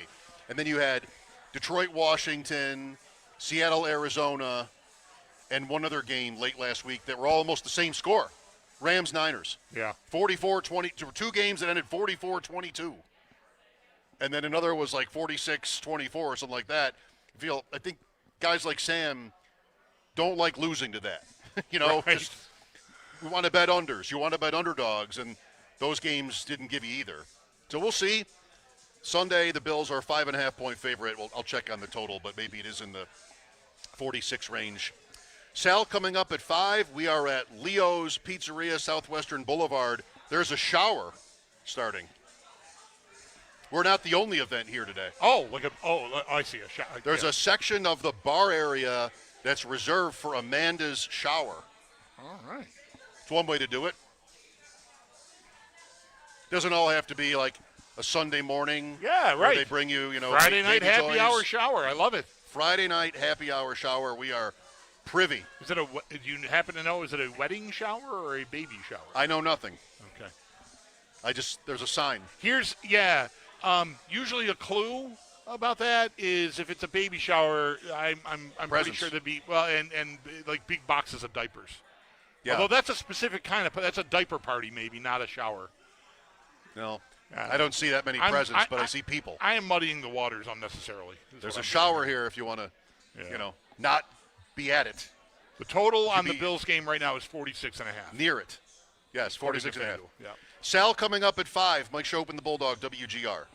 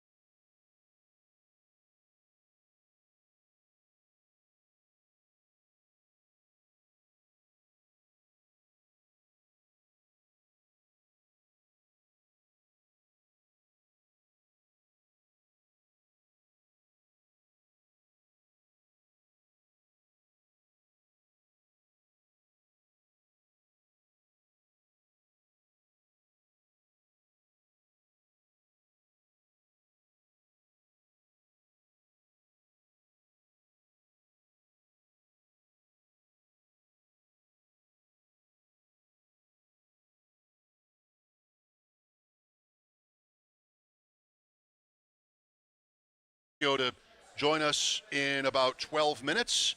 Bills and Bucks on Sunday. It is a few people. Let's go with many are wondering what the resolution was about the pizza today. Oh, yeah. And there has not been one yet. I was thinking 5:36, we make a plan and order a pizza to share. That was the idea yesterday. Yeah. But when we huddled with upper management here Yes. at Leo's, they one suggestion was that they had heard my talking up of their white pizza, but they didn't know specifically. They needed me to basically play the whole thing out again for them, tell them why I was so eager to talk about their white pizza because, but they'd heard about it, and the one woman said, I think I have to make you a personal white pizza, is what go. Yeah. Not even she said to go, but I probably that would that would be my preference. Do what you probably. think is right. Yeah, I do. I want to try. I mean, All right, so there's no pizza then to share. We're getting separate. I don't think we have. Yeah. Okay. Well, that was her. She said they wanted to make sure and make me a white, and you don't like tomatoes. I don't want to mess around with that. So yeah, I think that's what I think. I will get that to go. Okay. I think that's my hope. That's fine. Because it stood out to me for folks who weren't with us yesterday. On the menu, it says, tomatoes, garlic, yada yada, a blend of white cheeses, and then after that, I'm not sure if it's in parentheses or not, but it doesn't matter. There's mozzarella can be substituted upon request. Yeah. And that, to me, that's the song I want to hear sung when I'm thinking about a white pizza, because a lot of places make the mistake of just making it with mozzarella, and it's just not. That is not it. Okay. So I love, and the manager chimed in and said that people sometimes complain when they make it without mozzarella, which is why they put that on the menu, because they're expecting it to be mozzarella, which is just a whole society's got that completely wrong. Okay. I mean, I get people like what they like, but I just the white pizza's got to have fontanella or fontina, something dry and kind of bitter. Yeah. I was looking forward to the exercise. Is all. Of choosing three a pizza. Toppings to whatever our perfect pizza would be. Yeah. But no, mine would not be a white pizza with tomato slices. It would definitely not be that. Yeah. No. So you would have to then, if we were to play this out, come up with something else. There probably is something else you would like. Sure. Yeah. And I like a lot of We would stuff. figure out what we both like the most together. Right. But that's not happening now. I don't think so. Okay. Well, I mean, it's still Tom, good. But would you like to play this game with me? Would you like to share a pizza with me today, and we'll figure out what we both like? We could maybe do that. All right, Tom, our engineer, is going to play it with me because Bulldog's going on his own. I'm going rogue. I'm going white pizza. He doesn't want to. No. Cooperate. He's just going to have what he likes. I don't want you're going to get green olives and mushrooms or something, and listen. I would eat that, but come on. Let's be fair. The point was what we both like. So if you don't want green olives, guess what? We would not have green olives, because really, you don't have to get any toppings. Well, that's also true. There would never be a topping you didn't like on this imaginary pizza. And we'll never know. Now I feel like I've really missed an opportunity. Well, I was pushing you in that direction. Sal will join us after sports from Leo's in West Seneca? Orchard Park. Right on the line. Right on the line. Mike Schopp and the Bulldog here, Football Friday on WGR.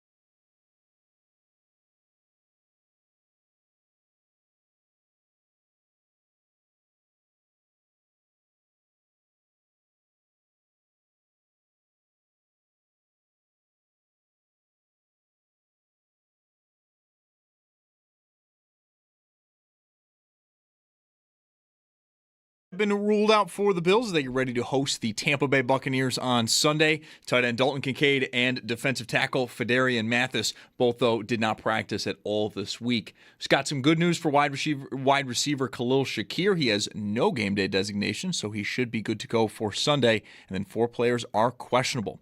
Cornerbacks Taron Johnson and Cam Lewis, along with linebacker Shaq Thompson and rookie defensive tackle TJ Sanders. And for Sanders, he is in part questionable due to the fact that he is still on IR, but he was a full participant throughout this week at practice.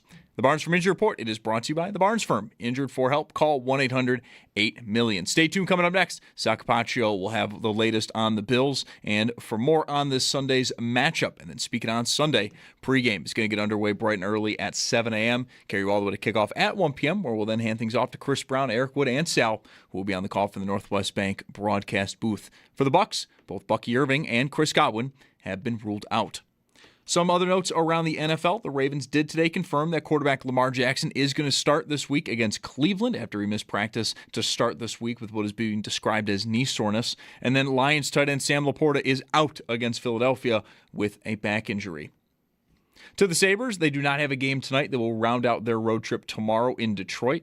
4 games, though, today in the NHL, one of which is already wrapped up. Nashville took down Pittsburgh 2-1 in overtime. That game was over in Sweden. Coming up at 7, Vancouver's in Raleigh to take on the Hurricanes. 8 p.m. sees the Blues host the Flyers. Then at 9, to wrap up your evening, the Mammoth welcome in the Islanders.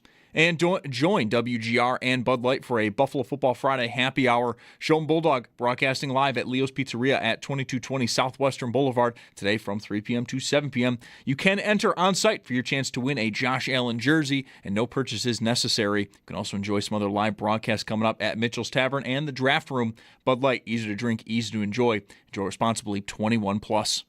That's your Paddock Chevrolet Sports Update. Paddock Chevrolet celebrating 90 years of being your hometown dealership. I'm Zach Jones for WGR Sports Radio 550.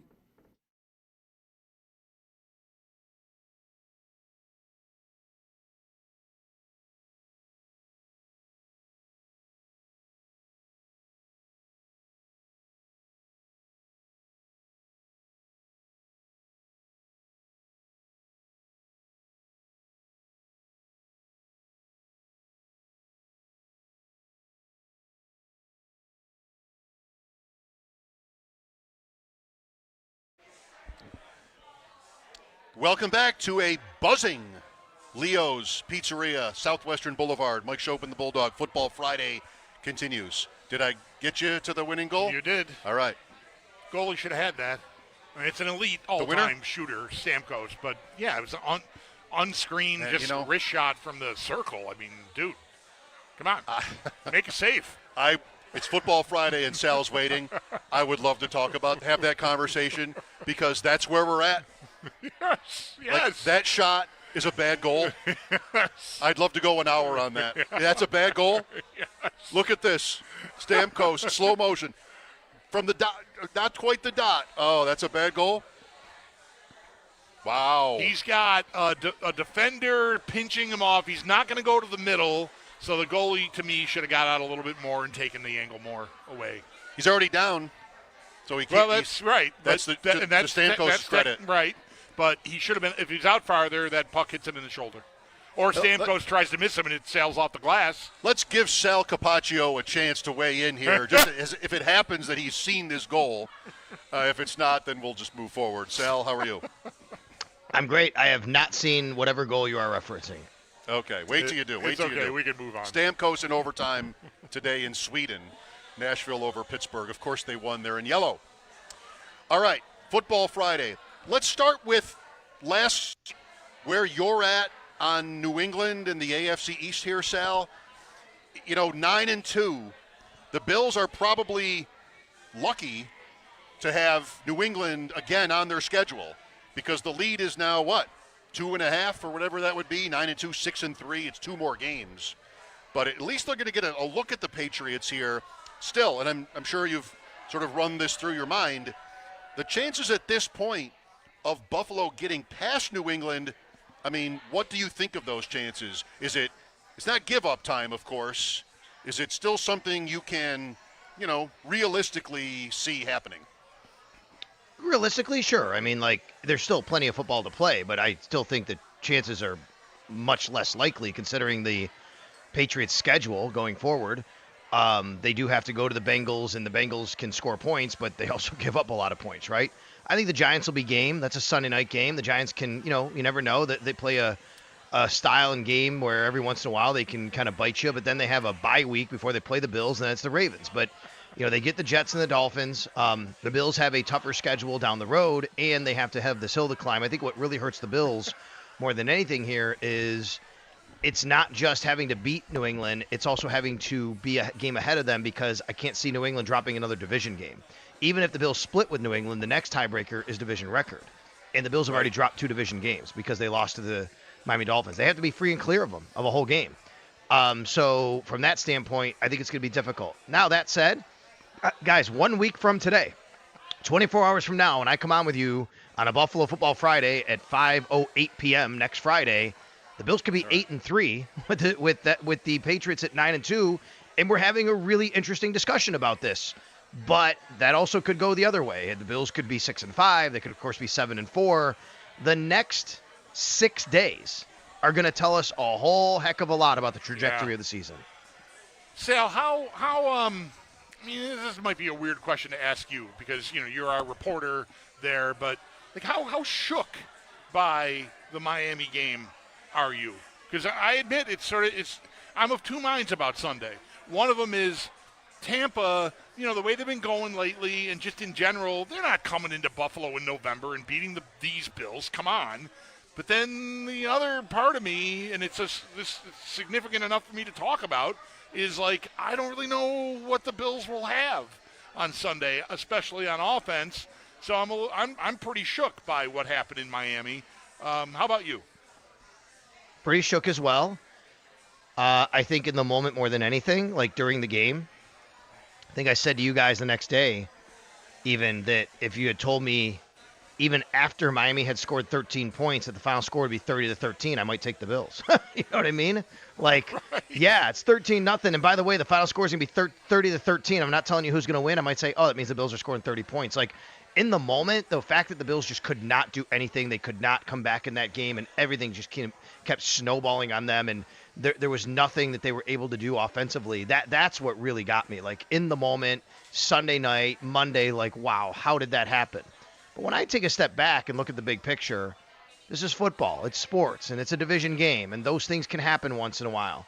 Not excuses whatsoever. The Bills definitely just did not play their best game, but once they got behind a little bit and the defense gave up a couple first downs and they're on the field for a while and the offense can't get first downs and it's hot down there, it just became a really painstaking type of grind for them. And, when you take a step back and you think, what's the difference between losing 30-13 or, 16-13 or 30-27, it kind of didn't matter on the score. I think it just was the fact that, okay, it's a division game and things got away from them pretty quickly. Those things are going to happen. But this is a team now that I look at, and same thing with you, Bulldog, where I just don't know what the answer is as far as the horses. I'm worried about the offense. I'm worried about the offense being able to do enough in these games where they're going to have to score some points. They can't chase the game. They just can't. And that's tough because there's no guarantee you're getting out front and controlling the game.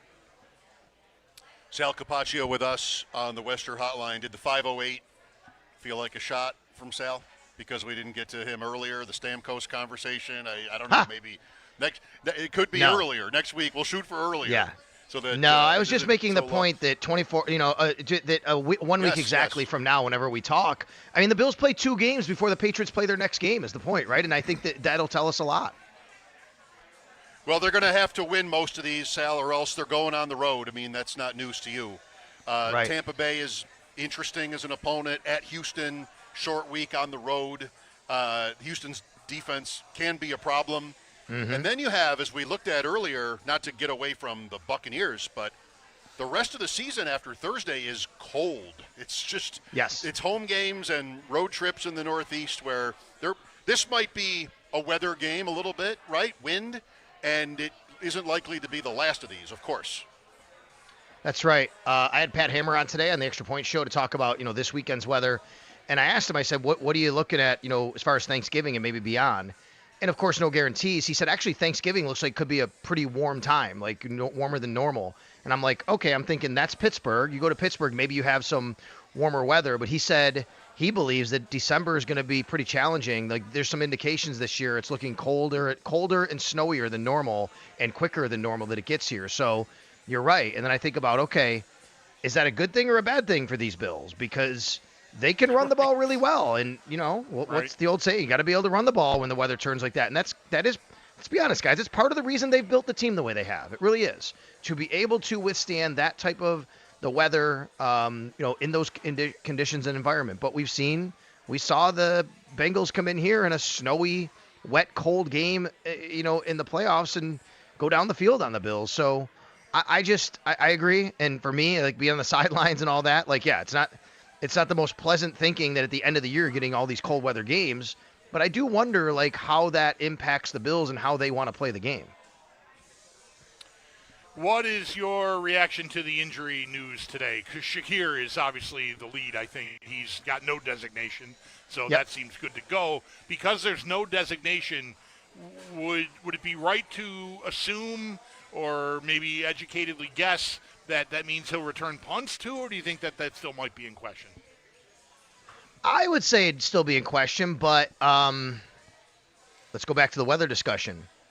The fact that it's going to be windy, he has no designation, you're probably still looking at him, being the guy back there, right? I think I'm trying to put myself in how Sean McDermott normally thinks, and they want somebody who can trust to make good decisions, and it doesn't mean he has to return the punt, but to make good decisions, to catch the punt, to field it, things like that, probably still looking at, okay, then he can probably do that. Yep. I'm encouraged with instructions by to just catch it, right, and not really worry about making plays with it.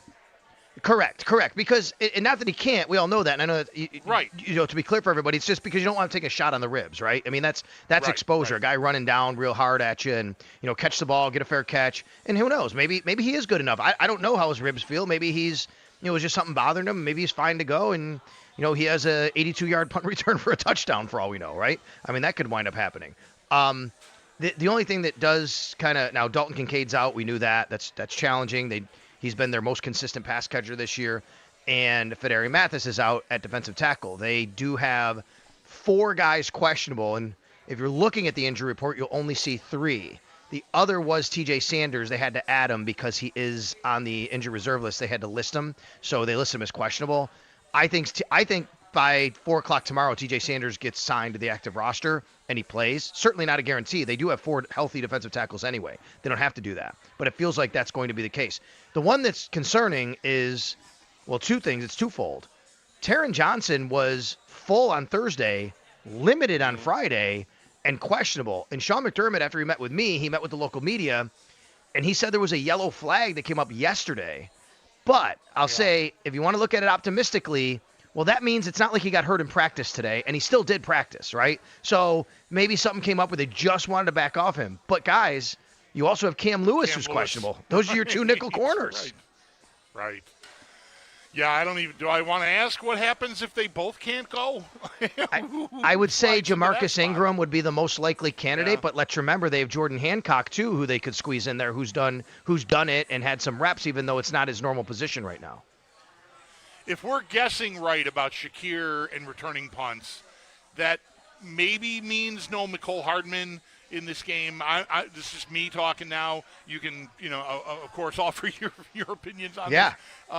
And what about Gabe Davis? Because we were talking very early in the show today about both of those guys, and unless they sign Davis to the roster, I don't see them elevating. I think we talked about this yesterday. 2 receivers as their 2 practice squad elevations.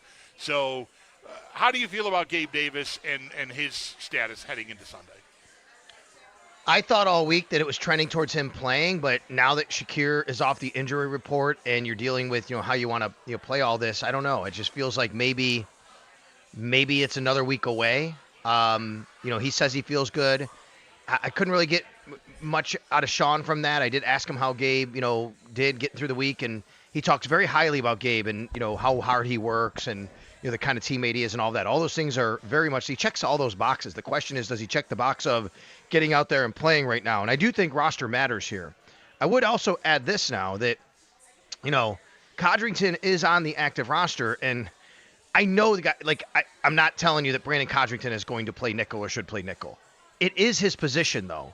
And if you do have two guys dealing with injuries at that position, you might have to have a guy who's break glass in case of emergency at the end of the game who is active, and that would also be the guy that would return punts. You know what I mean? Like, I do think about that, too. Yeah. What do you think of all this for the matchup, Sal? I mean, we've already covered that it might be windy, not a quarterback's favorite conditions, but Right. Tampa is somewhat depleted. They've been mostly getting by this year. I've heard points made recently that their offense really isn't doing very much. I know a couple of games of theirs I've seen that is what it looked like. But at another point this year, Mayfield was in the MVP conversation, and they've had big games. So how do you think what the Bills are in the secondary after all of that aligns with who the Bucs are? Yeah, the Bucs haven't been the same team over the last few games, I guess, as they were earlier in the year. And I do think part of that is Bucky Irving. Now, he has missed quite a bit of time. He is not playing again in this game. We know that. Neither is Chris Godwin. They're missing one of their starting offensive linemen, actually a couple when you go back a ways.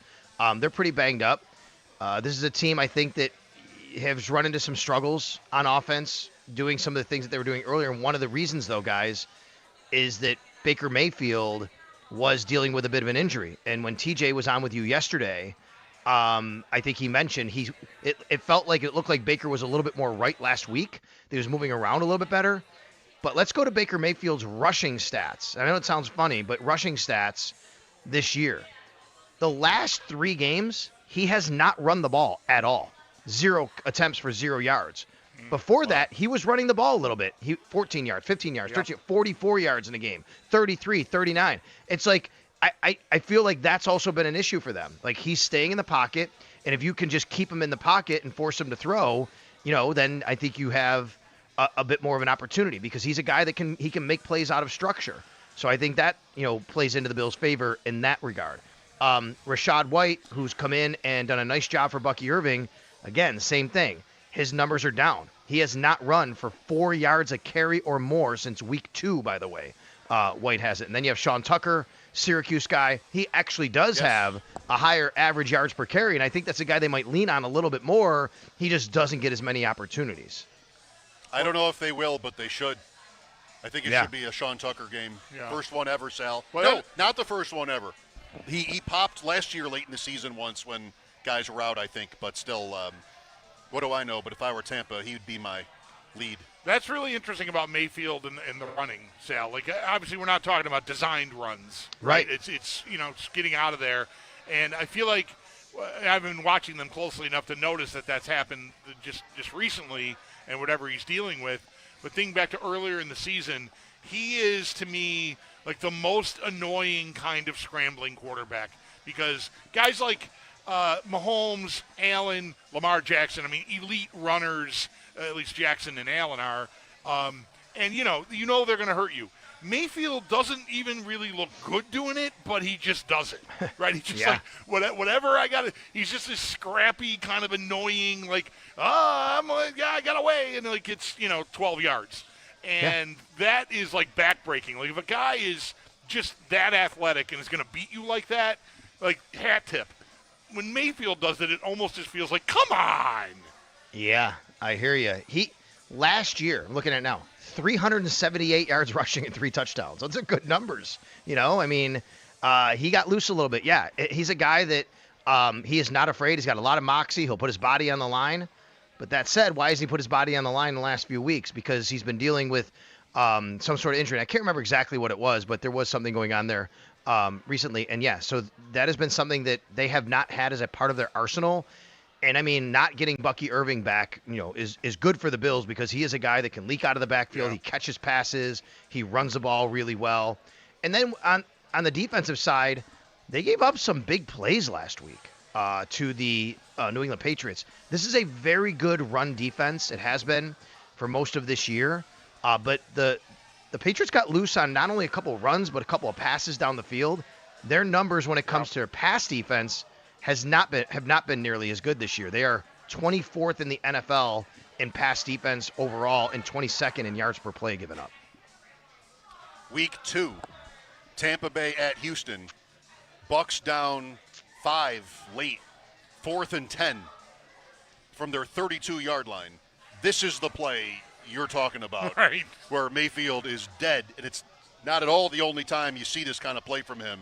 And how mad would you be defensively to give that 15-yard run up to the quarterback? They had him contained, it seemed, and the Bucks go on to score there, 9 seconds left, and win 20-19. Their season started with a bunch of close games. They were living very dangerously and getting away with it, and then they finally got caught, and Even last week, last week, Sal, they're down, I think, again, 5 at the 2-minute warning with the ball, 4th down, and there was a pass to White. He gets tackled short for a loss even. Henderson breaks one. The Bucks score a touchdown after that anyway, but don't get the onside kick, and they lose the game by 5. So if that's worth anything, take the points, because this team plays, mostly close games. What is your, not, we don't usually do predictions, the three of us, when we're talking like this, but do you have a sense of what you think's going to happen? I just think the Bills will come out of this game with a much more urgent attitude. Come into this game, I should say, with a much more urgent attitude, because last week I think resonated with Sean McDermott. It resonated with the organization, people in the locker room, and you can't have that happen again. And they're not shying away from what people said, which is those things about the Dolphins playing harder or wanting it more, right? And you're not blaming people and saying, well, you didn't play hard enough. You can't let that happen. How does a team who's 2-7, who just fired their GM, how do you let them get off the mat like that? You can't. And I think there's got to be more of a sense of urgency, and I think they will have a sense of urgency, because I've seen it before from this team. I've seen them have their backs, into a corner, and that's how they come out. And they know that they have to be more detail-oriented. They have to be more buttoned up. But, guys, it's football, and you come out there and it's a windy day, and all it takes is, one ball on the ground and one batted pass or something, and you're talking about a different kind of game. I think for the Bucks, and you guys talked about this with TJ, you look at their schedule, they got the Bills and Rams, and even if worst case scenario they lose 2 games, they're probably coasting the rest of the year, to be quite for the most part. And they're looking at that. Yeah. So I think that they come up here tomorrow. They'll travel. That plane door is going to open. It's not going to be bad. It's going to be like 50 degrees and raining, but it's not going to be Tampa. And then they're going to get to the stadium Sunday morning, and you think, you know what? Yeah, might be nice to be out in LA next week or back at home. Like, you just hope that that's like a little bit of a mental edge you have when you're playing a team from Florida coming up. Yeah, I mentioned this yesterday. Of these next 2 games, the rest of the schedule is, it's Carolina twice, it's Arizona. It's cake. I don't have it memorized, but that's 3 of them anyway. Of these next 2 harder-looking games, the Ram game, being an NFC opponent, is much more important. And so, I might be hoping for like a Tampa takes a week off kind of week. Maybe you better. Yeah, and by the way, it's a Sunday night national TV game that they're having. Sorry to interrupt you there, buddy. National TV game on Sunday night against the Rams as well. They're playing in that game. But you're right, and that game will mean a lot. And as you guys know, by the way, too, this is the team that has visited Orchard Park the least ever amount, and they're coming here in the final year. They went the longest time without ever coming here, and now they've done it in 3 times, 09, 17, and then 2 years ago, and the Bills have beaten them every time. Right. Yes, the Bucks have a little bit of a cushion where they can slow play their injured guys. The Bills this year do not. Last year, yes. This year, no. Sal, thanks. Enjoy the weekend. Okay, you two guys. Thank you. That's our dude Sal Capacio on the Western Hotline. His appearances are always brought to you by New York's only outlet liquor. When you need to stock up, it's the place to buy a case. What's your outlet? Football Friday continues from Leo's Pizzeria, Southwestern Boulevard location. Mike Schopp and the Bulldog, WGR.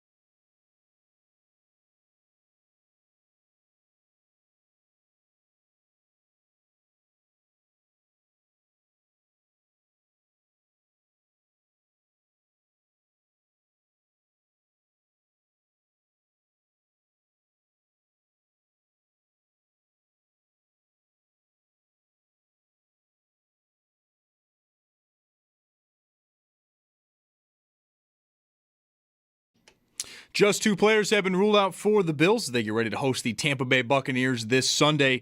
Tight end Dalton Kincaid and defensive tackle Fedarian Mathis both did not practice, though, at all this week. Then some good news for wide receiver Khalil Shakir. He was out of his non-contact jersey today and has no game day designation, so he should be good to go for Sunday. And 4 players are questionable. Cornerbacks Taron Johnson and Cam Lewis, along with linebacker Shaq Thompson and rookie defensive tackle TJ Sanders. Though on Sanders, he was a full participant all this week, and in part he is questionable due to the fact that he is still on IR. The Barnes Firm Injury Report is brought to you by the Barnes Firm. Injured for help? Call 1-800-8-MILLION. Sunday, pregame is going to get underway bright and early at 7 a.m. We'll carry all the way to kickoff at 1 p.m. We'll then hand things off to Chris Brown, Eric Wood, and Sal Capacio, who will be on the call from the Northwest Bank broadcast booth. And for the Bucs, Bucky Irving and Chris Godwin both have been ruled out. Ravens confirmed today that Lamar Jackson will get the start against Cleveland. He did miss practice earlier this week with what was described as knee soreness, and Lions tight end Stan Laporta is out against Philadelphia with a back injury. And the Sabres, they are going to round out their road trip tomorrow in Detroit, though we did have 4 games today in the NHL. Nashville takes down Pittsburgh 2-1 in overtime. That game was over in Sweden. At 7, Vancouver is in Raleigh. They take on the Hurricanes. 8 p.m. sees the Blues host the Flyers. Then at 9, to wrap up your evening, the Mammoth welcome in the Islanders. That's your Paddock Chevrolet Sports Headlines. Paddock Chevrolet celebrating 90 years of being your hometown dealership. I'm Zach Jones for WGR Sports Radio 550.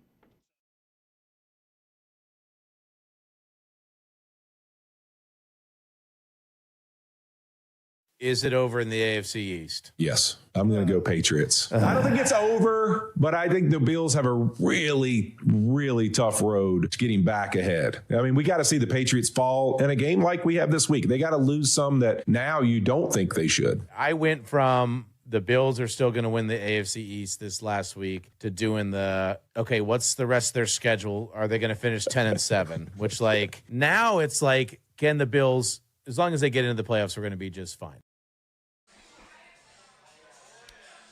Ryan Fitzpatrick, Andrew Whitworth weighing in on the AFC East race. I suppose it's still a race. The Patriots are now 9-2. Bills are certainly not dead. The odds at Pro Football Sports Network, which I don't believe is on Fubo, has New England's chances to win the division at 83.1%.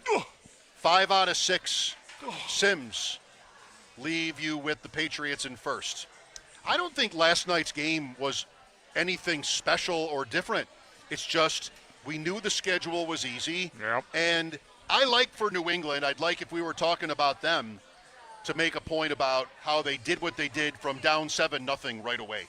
And the Jets not only scored on the first drive, they did it in 7+ minutes, like down the field. Yep. And maybe you have a little bit of trepidation there, but May just answered it.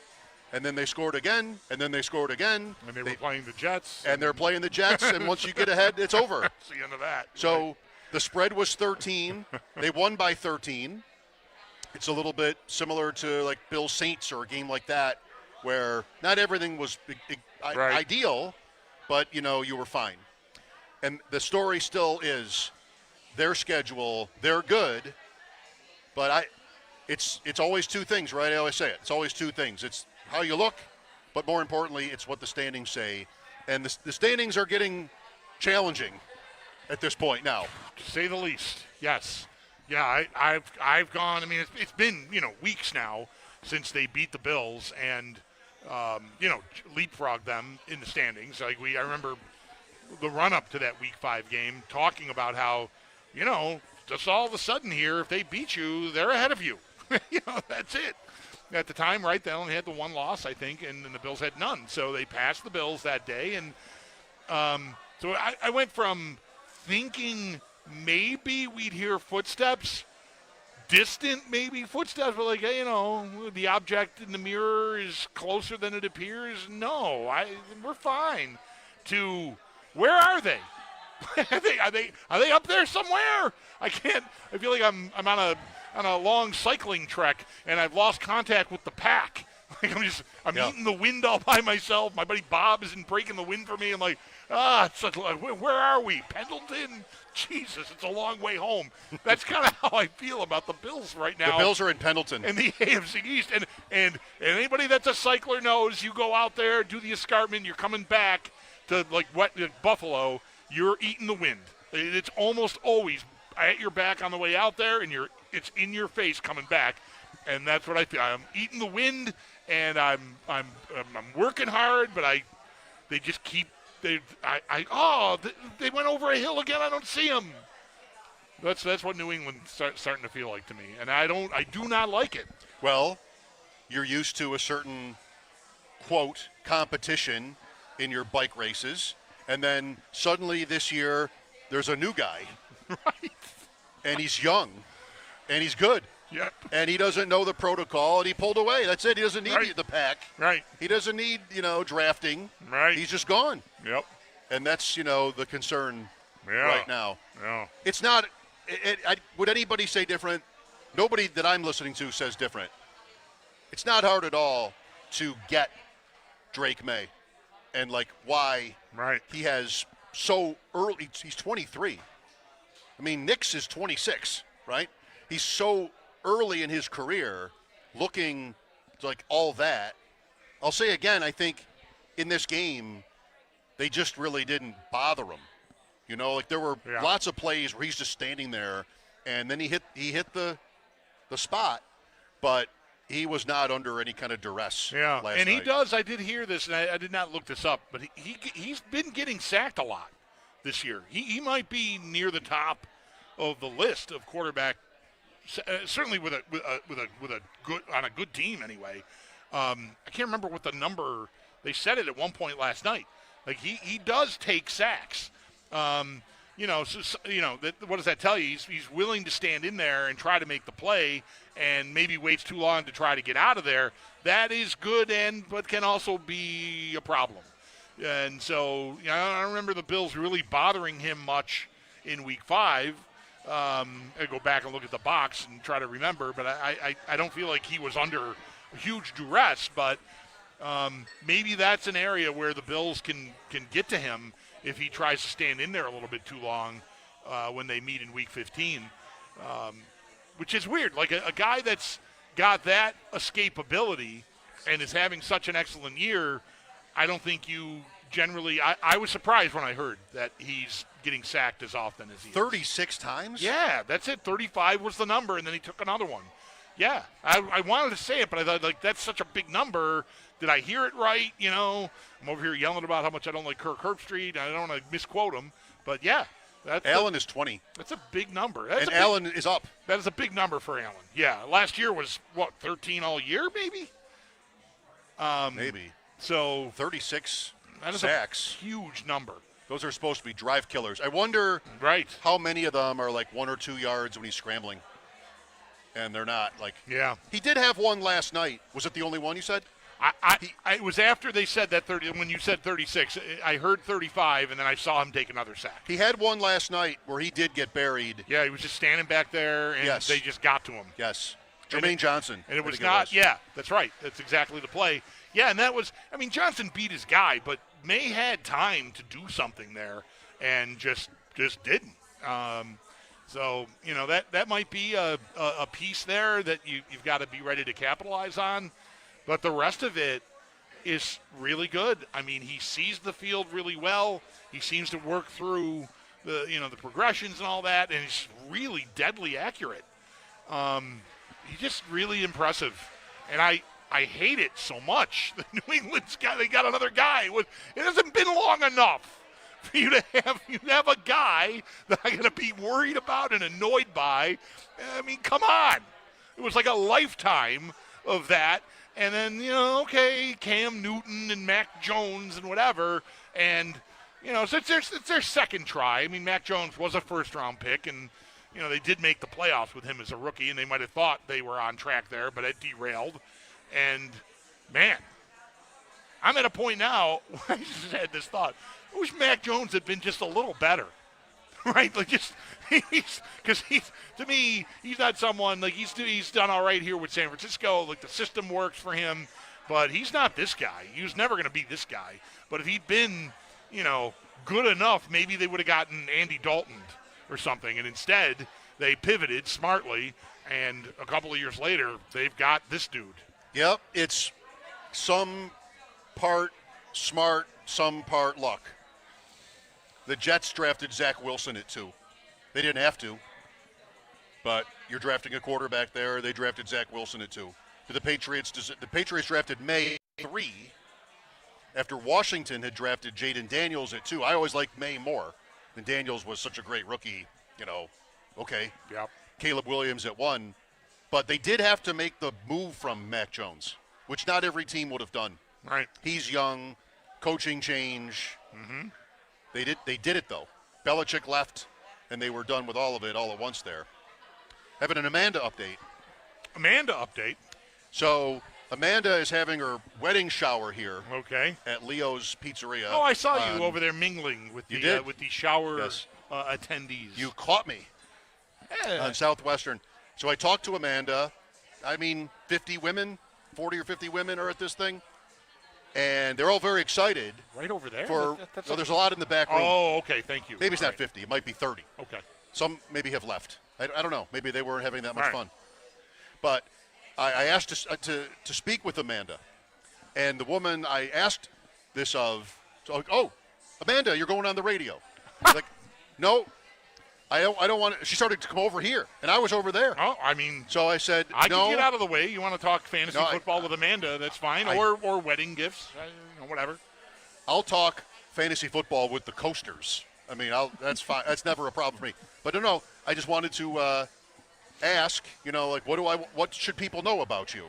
You're here at Leo's having your happy hour wedding shower. What should people know about you? The sports radio talk show in the corner. Yes, I said that I had mentioned her. I think that's her in the black sweater, by the way. And she said, well, my fiance's name is Connor, and we're getting married December 5th. And I said, what day of the week is that?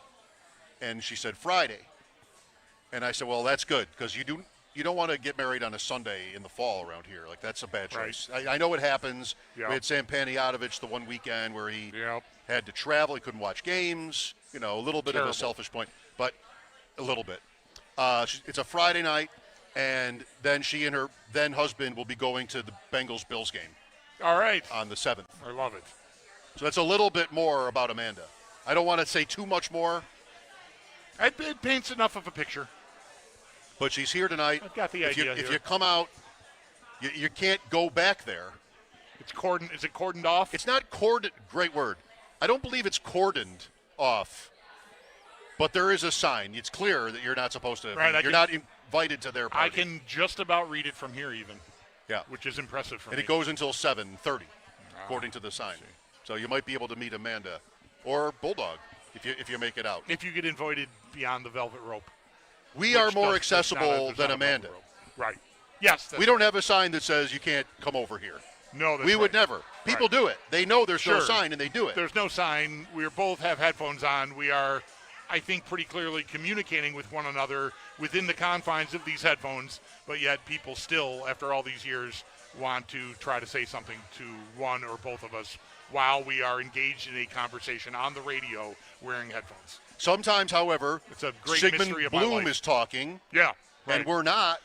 And people it might seem think, like it's a good time. Here's an opportunity. It's not actually. No. When that's happening. No. If the headphones are on is the no. That's it. And I sometimes keep them on.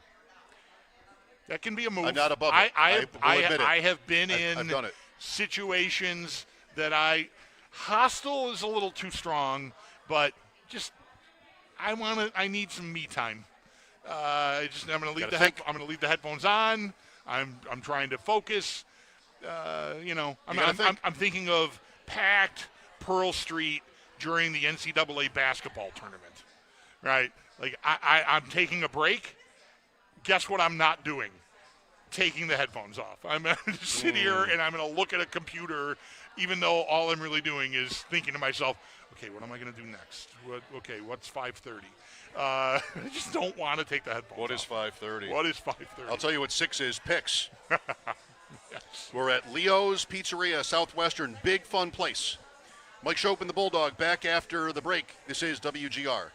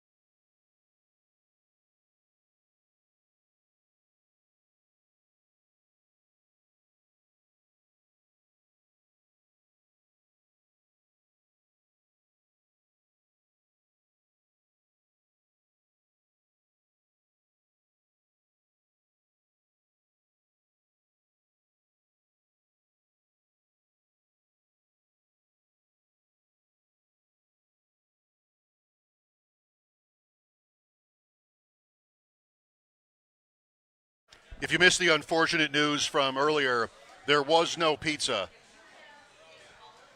There was no agreement. The two sides could not reach a deal, an agreement on what to have on a pizza to share. Bulldog insisted on going his own way with the white pizza that they promoted. Not, I believe, the pickle pizza, which is also a white base. Yeah, that is not, despite our our conversation about our mutual admiration of the pickle.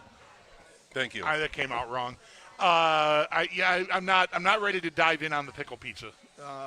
I've never tried it, and I'm not ready.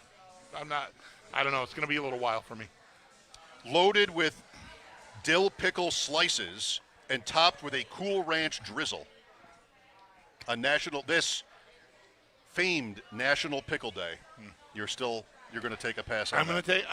I'm going to skip that for now. That is something that if I am ever at a place where there's one of these like sort of all-you-can-eat pizza buffets or something, and that's there, that's where I'm gonna give that a try. But a whole pie, I don't know. I don't know that I'm gonna like it, and I'm just not ready. I have to think now. I think maybe when I was in Rochester, I went to a place more than once that had that, like a pizza buffet. Yep. Small pieces, thin crust, 5 or 6 different kinds. Yep. I mean, you can see that at a lot of buffets. Sure. Like at a casino or something, they might Yep. have different pizza options. But, yeah, there's some place somewhere in my memory, barely, of a place like that. Well, there was no agreement, and I didn't want tomato slices, so I was out on the pizza you picked. I went. That's when I blazed my own trail. I wanted to give these people here at Leo's credit for, in my view, doing right by the white pie. The list of ingredients, the choice of cheeses feels like they're right on point, and I wanted to I don't know, reward. That's ridiculous. I just wanted I wanted to call attention to it, and I wanted to, because a lot of places I think get that wrong. I respect it. I mean, a lot of times I've been out to eat and could go 10 different directions. You know what? What's your favorite? What's your specialty? Mm-hmm. You've been at fancy places where when we went to Craft Steak in Vegas, my fantasy friends and I sat at the table. It's going to be a $2,500, $3,000 dinner. We all agreed we're going to let the chef decide. All right. It just felt right. Yep. You're at a special place like Leo's.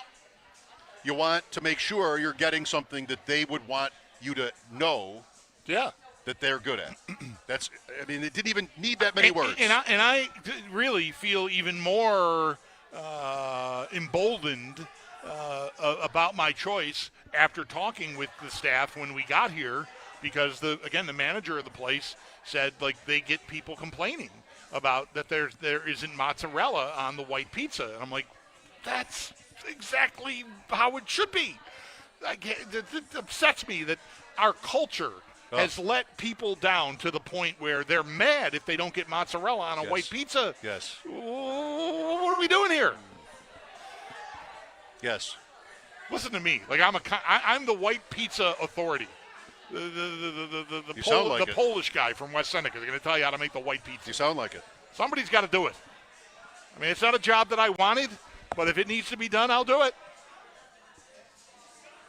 Well, we look forward to your review. NFL picks and a college game as well. I never mentioned that when we call it NFL picks, but there's actually one college game. I've got a cause behind mine this week, actually. Right. I never know which college. They all look the same to me. So picks coming up next from Leo's on Southwestern. Mike Schopp and the Bulldog here, WGR.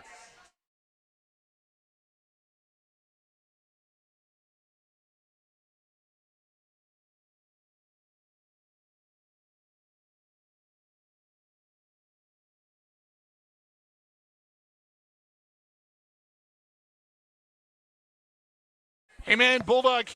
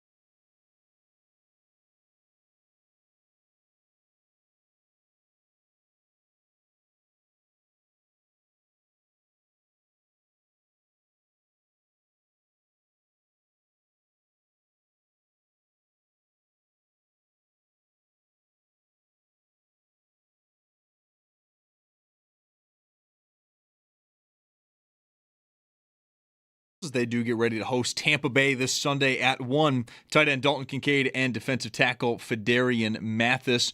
Wide receiver Khalil Shakir has no game day designation, so he should be good to go for Sunday. And then 4 players are questionable. Cornerbacks Taron Johnson and Cam Lewis, linebacker Shaq Thompson, and rookie defensive tackle TJ Sanders. For Sanders, though, he was a full participant all week, but because he is still on IR, he is officially questionable.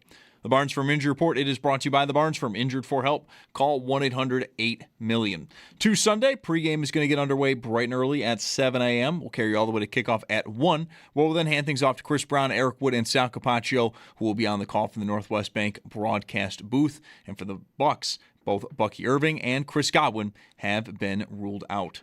Around the NFL, some other notes.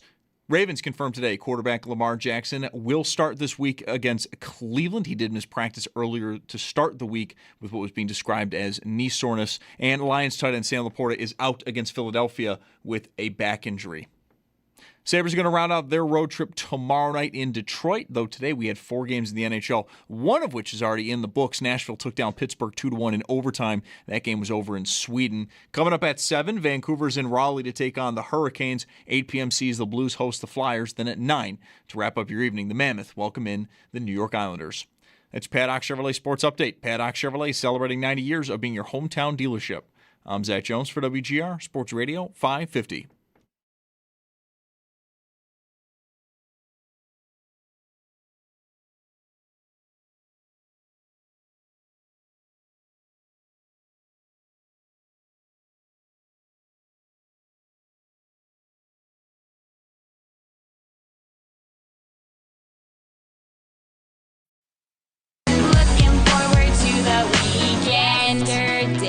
Thursday, today, yeah, it's Friday. It's Mike Schopp and the Bulldog.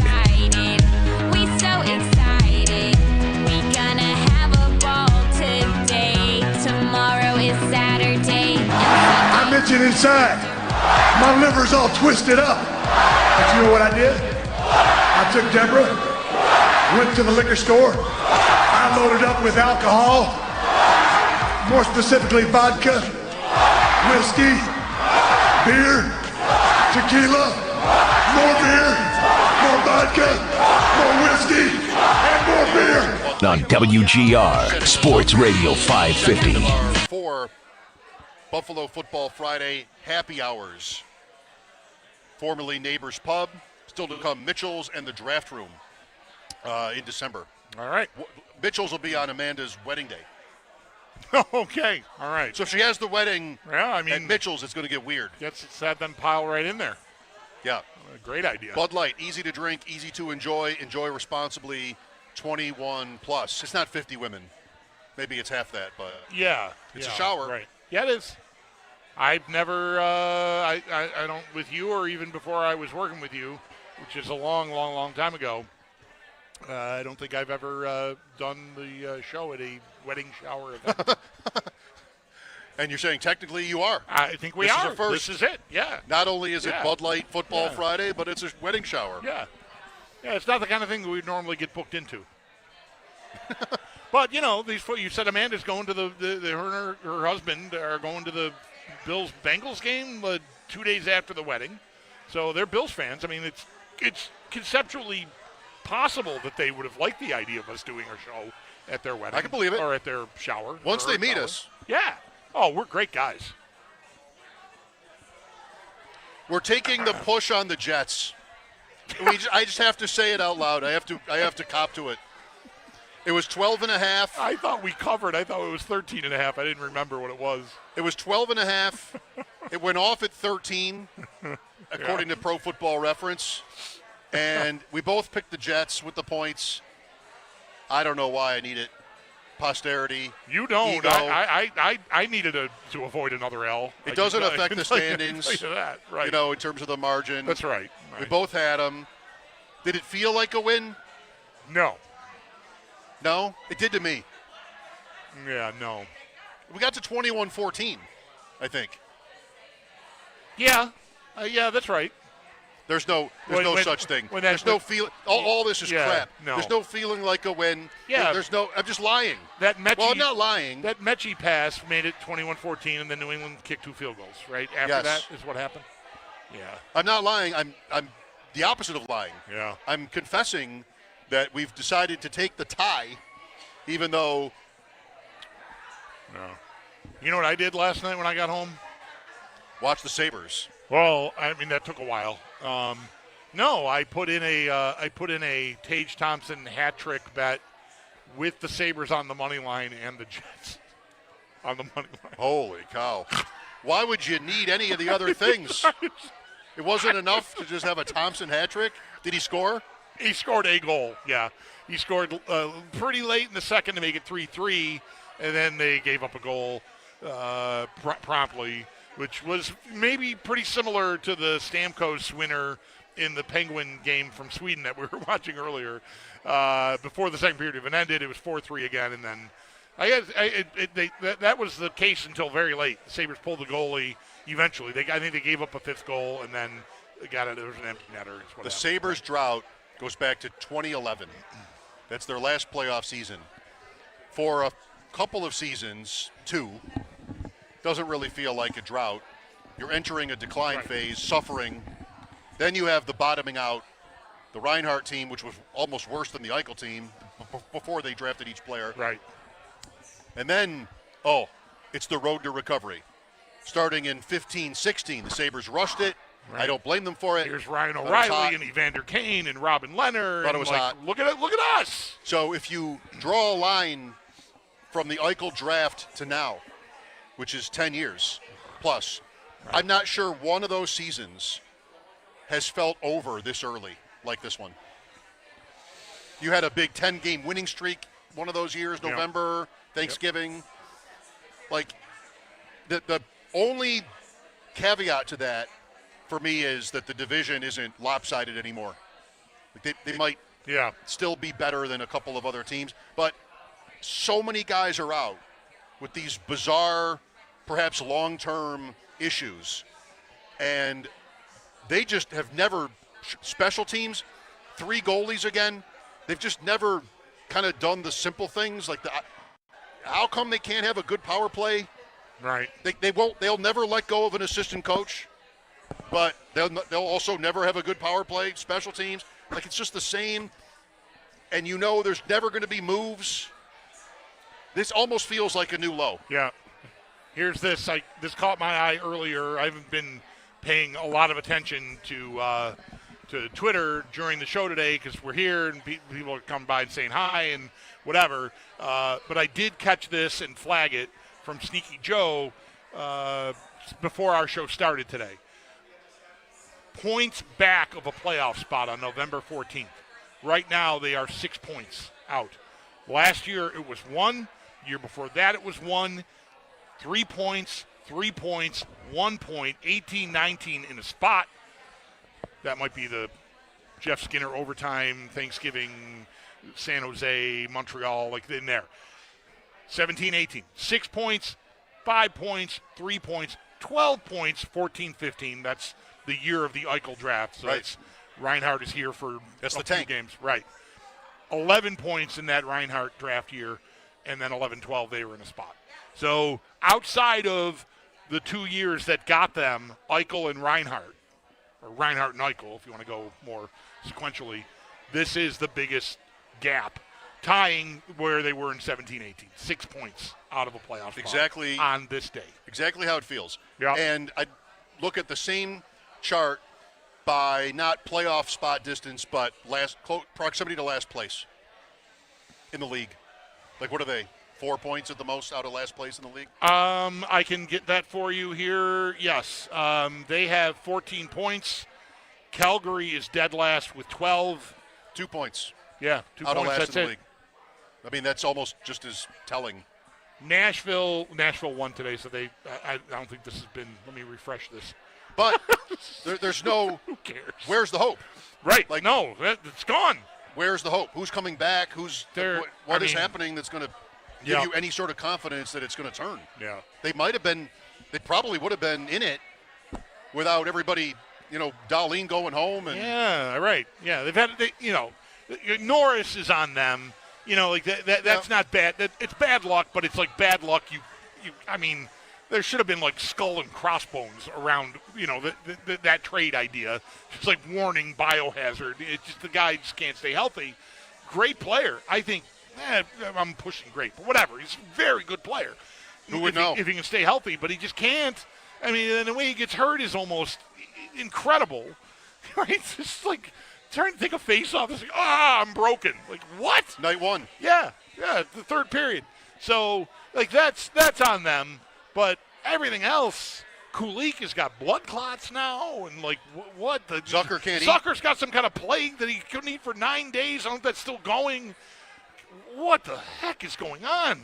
Benson gets hit in the face with a puck, and then he's in the hospital because, infection or something? They've just had this calamitous run here, and it's still going. The only thing left is scurvy. It's just incredible. That's all that's left. I can't think of anything else that hasn't happened to them except scurvy. And I just cannot. I don't know. It's the Oregon Trail. The Sabres are on the Oregon Trail. That's right. Yes. Okay. Oh. There's our Sabres moment. Good. Let's do picks. What if I did do it? Even though I admit to nothing and never will. What does that make me? And I'm not here just defending myself, but all those pickers out there who've been caught. Each and every one of them. Who has to suffer the shame and humiliation because of people like you. It's Mike Schopp and the Bulldog. Are we not human? If we pick, do we not bleed? On WGR. I am not an animal. Sports Radio 550. Here we go. With or without last night's ruling. I'm up 9.5. You're up, yeah. You're having a monster year. Here we go. Yep. 4 pro, 1 college. I'm going to start with the college pick. Why mix it up? I don't know. I probably shouldn't. Sammy P. on Monday was talking about Florida Ole Miss. Ole Miss favored by 13.5 at the time. And he was, he's got people. DK Horse, he's got all these people. And people are telling him. DK Horse, not to be confused with TK Pucks. Or DK Metcalf or TK Pucks. People are telling him Florida's about to implode. So get the 13.5 because it's going up. It's 11.5 this morning. It went the other way. He said it went up and then back. Wow. So we are going to take the, quote, closing line value. And I did bet Ole Miss when he said it on Monday, thinking, all right, well, I can middle this later in the week when it goes to 17. Missed that opportunity. Ole Miss over Florida, a team Sam's friends have told him is about to have a mutiny on its hands. All right. Ole Miss minus 11.5, the official number. Oh, are you going to change it on Monday because of what happens between now? Yes, maybe. You got me. 4 pro picks. We're up to 7.5 on Green Bay at the Giants. New coach, new quarterback. Everybody loves a team when that happens. I don't care. Green Bay is just that much better. They've looked bad. They've had bad drops. They've also played, well, not Carolina. I can't give them a pass for that. But the Eagles are the Eagles. Yep. I will trust the Packers for one more week. I lost on them last week. I know I had Green Bay over Philadelphia. Could have got it, didn't. Oh, did you think of maybe changing your pick after the game? Green Bay minus 7.5 at the Giants. 2 picks from Winston, at least. I'm not giving Winston the Flacco pass where, you're going to be great immediately. I don't think so. Pick 2. I like Washington a lot in Madrid. Plus 2.5. Full buster. Washington off the loss to Detroit. We're punching Amon-Ra St. Brown. Disarray. Miami off the Bills win. Wow. Not impressed. Washington, who would do it? Only 2.5. There's somebody's doing it. I'll take the Commanders over the Dolphins with the points in Spain. Pick 3. I always pick Baltimore. I do. I'm not. Cleveland. You didn't last week, and I won with them. It's the only win I had last week. I didn't last week against Minnesota, but I didn't pick Minnesota. Okay. If I don't always pick Baltimore, I don't pick against them. Gotcha. I don't know. I'll take the Browns plus 7.5 at home against the Ravens. The first game was close until it wasn't. It wasn't like a complete demolition. Week 2, maybe it was, off the Ravens' loss here. And Cleveland's defense is great. Is Jackson at least fine, a little I guess. sketchy? I mean, I don't know. Whoever knows with him. I just feel like he could get I don't know. Well, what you get. He's sneezing. He's going to the bench. What you get is one of two things always. He's amazing or he doesn't play. Like, that's what you get from Lamar Jackson every week. He's incredible or he just doesn't play. And I'm assuming he's playing here, but I see a tougher game. I like the hook with the Browns, 7.5 in Cleveland. It's a terrible passing matchup against the Browns, which is not even what the Ravens really do. So, there. And I'm not proud of this. I'm destined to lose it because I'm always wrong when it comes to Carolina. But I'm taking Atlanta minus 3.5 at home against Carolina because I think Carolina is probably really terrible. They did beat the Falcons earlier this year 30-0. What, are they going to do that again? No. Give me the Falcons minus the 3.5. They're absolutely not going to do that again. Both teams coming off losses. Yep. The Falcons at least have some real talent. And if they can contain Rico Dowdle, I think they should be fine. Green Bay, Washington, Cleveland, Atlanta, Ole Miss. I think in life it's important to have convictions. And even if you are it proved to be wrong about your conviction one week, just get right back after it. That's right. Don't be scared. We've done a lot of winning with the Indiana Hoosiers this year. Ooh. And I'm going right back. They're still undefeated. Everything I've been saying about them still holds. I think they will still. They didn't do it last week. I mean, they won at the gun, but they are a team to me that will keep their foot on the gas. They are hosting Wisconsin. What happened? What has happened to Wisconsin? Indiana's favored by 29.5 points. I mean, wow. Wisconsin used to be somebody, I think. NIL is just tilted. So many often good programs are just completely crazy. nowhere. Yeah, Oklahoma State is this. Too, Oklahoma State. Yeah. UCLA. Yeah. All right. Anyway, I'm going to dance with Indiana again, minus 29.5, hosting Wisconsin. NFL picks. I said earlier I wasn't taking the Bills. The conversation all day has led me to taking the Bills minus the 5.5. And I'm never picking them again if they don't win and cover, hosting Tampa on Sunday. I am going to take the Rams minus the 3, hosting Seattle. I just like the Rams more.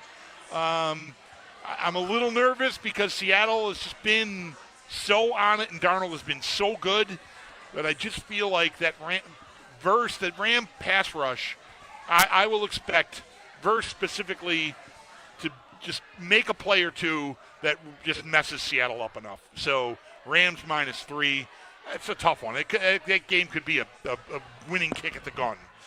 So the spread is troublesome, but I'll take the Rams. Would you take a push right now? No, I'm not a loser. I will take the 49ers also laying 3 at Arizona. Purdy back. I think Arizona is just biding their time. And at some point, Brissett's not going to be even as good as he's been, and I'm not even sure he's been that good. He's just been better than Murray. And I'm going to take the Chiefs minus the 3.5 at the Broncos. I mean, come on, Broncos, show us you belong. And look, maybe they will, but this is a heritage pick. It's Kansas City. It's a restore some order pick. All right, Kansas City. I like them to get it done against Denver. Denver. Would you take a Kansas City 1-point win? If we were tied in the picks, would you take a Kansas City 1-point win? No. I am playing to win, Mike. No Pacheco, no Dobbins. I am playing to win. No Surtain. Advantage Kansas City there. I would take the Chiefs. You took Denver? No, I took Kansas City, minus 3.5. Oh, of course then you wouldn't take a 1-point win. That was a dumb question. If you had Denver, I would say, would you consider winning the pick, but the Chiefs still win the game? Anyway. I would take Kansas City there, I think, too, but I just don't trust it. Yeah. Denver's defense, it's very Patriots-Bills. Yeah. Broncos-Chiefs. It's very Patriots-Bills. Like, here's Denver at home. What a lead they would have if they win this game. And it's, a field goal pick. Yeah, the Chiefs are in worse shape than the Bills as far as the division goes. I mean, right, they've already got 4 losses. They have 4 losses, and they have the Chargers. Right. And that's a game we didn't talk about all week. And I looked at it. Jacksonville. You can see my notes. When we do these remotes, you can see everything. LAC -3 at Jax is very interesting. That's the closest I got to a take on that game, is to write that it's very interesting. I don't know what I want to do there. West to East, 1 o'clock is bad, usually often for the West Coast teams.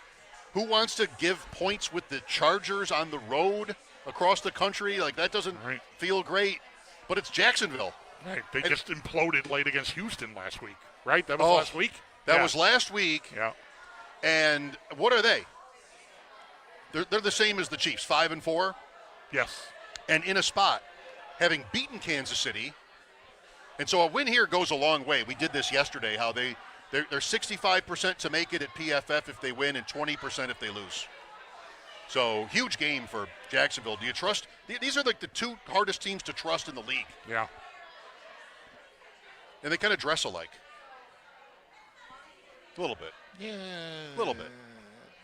I feel like the Chargers, I don't feel good about that. That blended helmet look is a little bit adjacent to everything the Chargers do.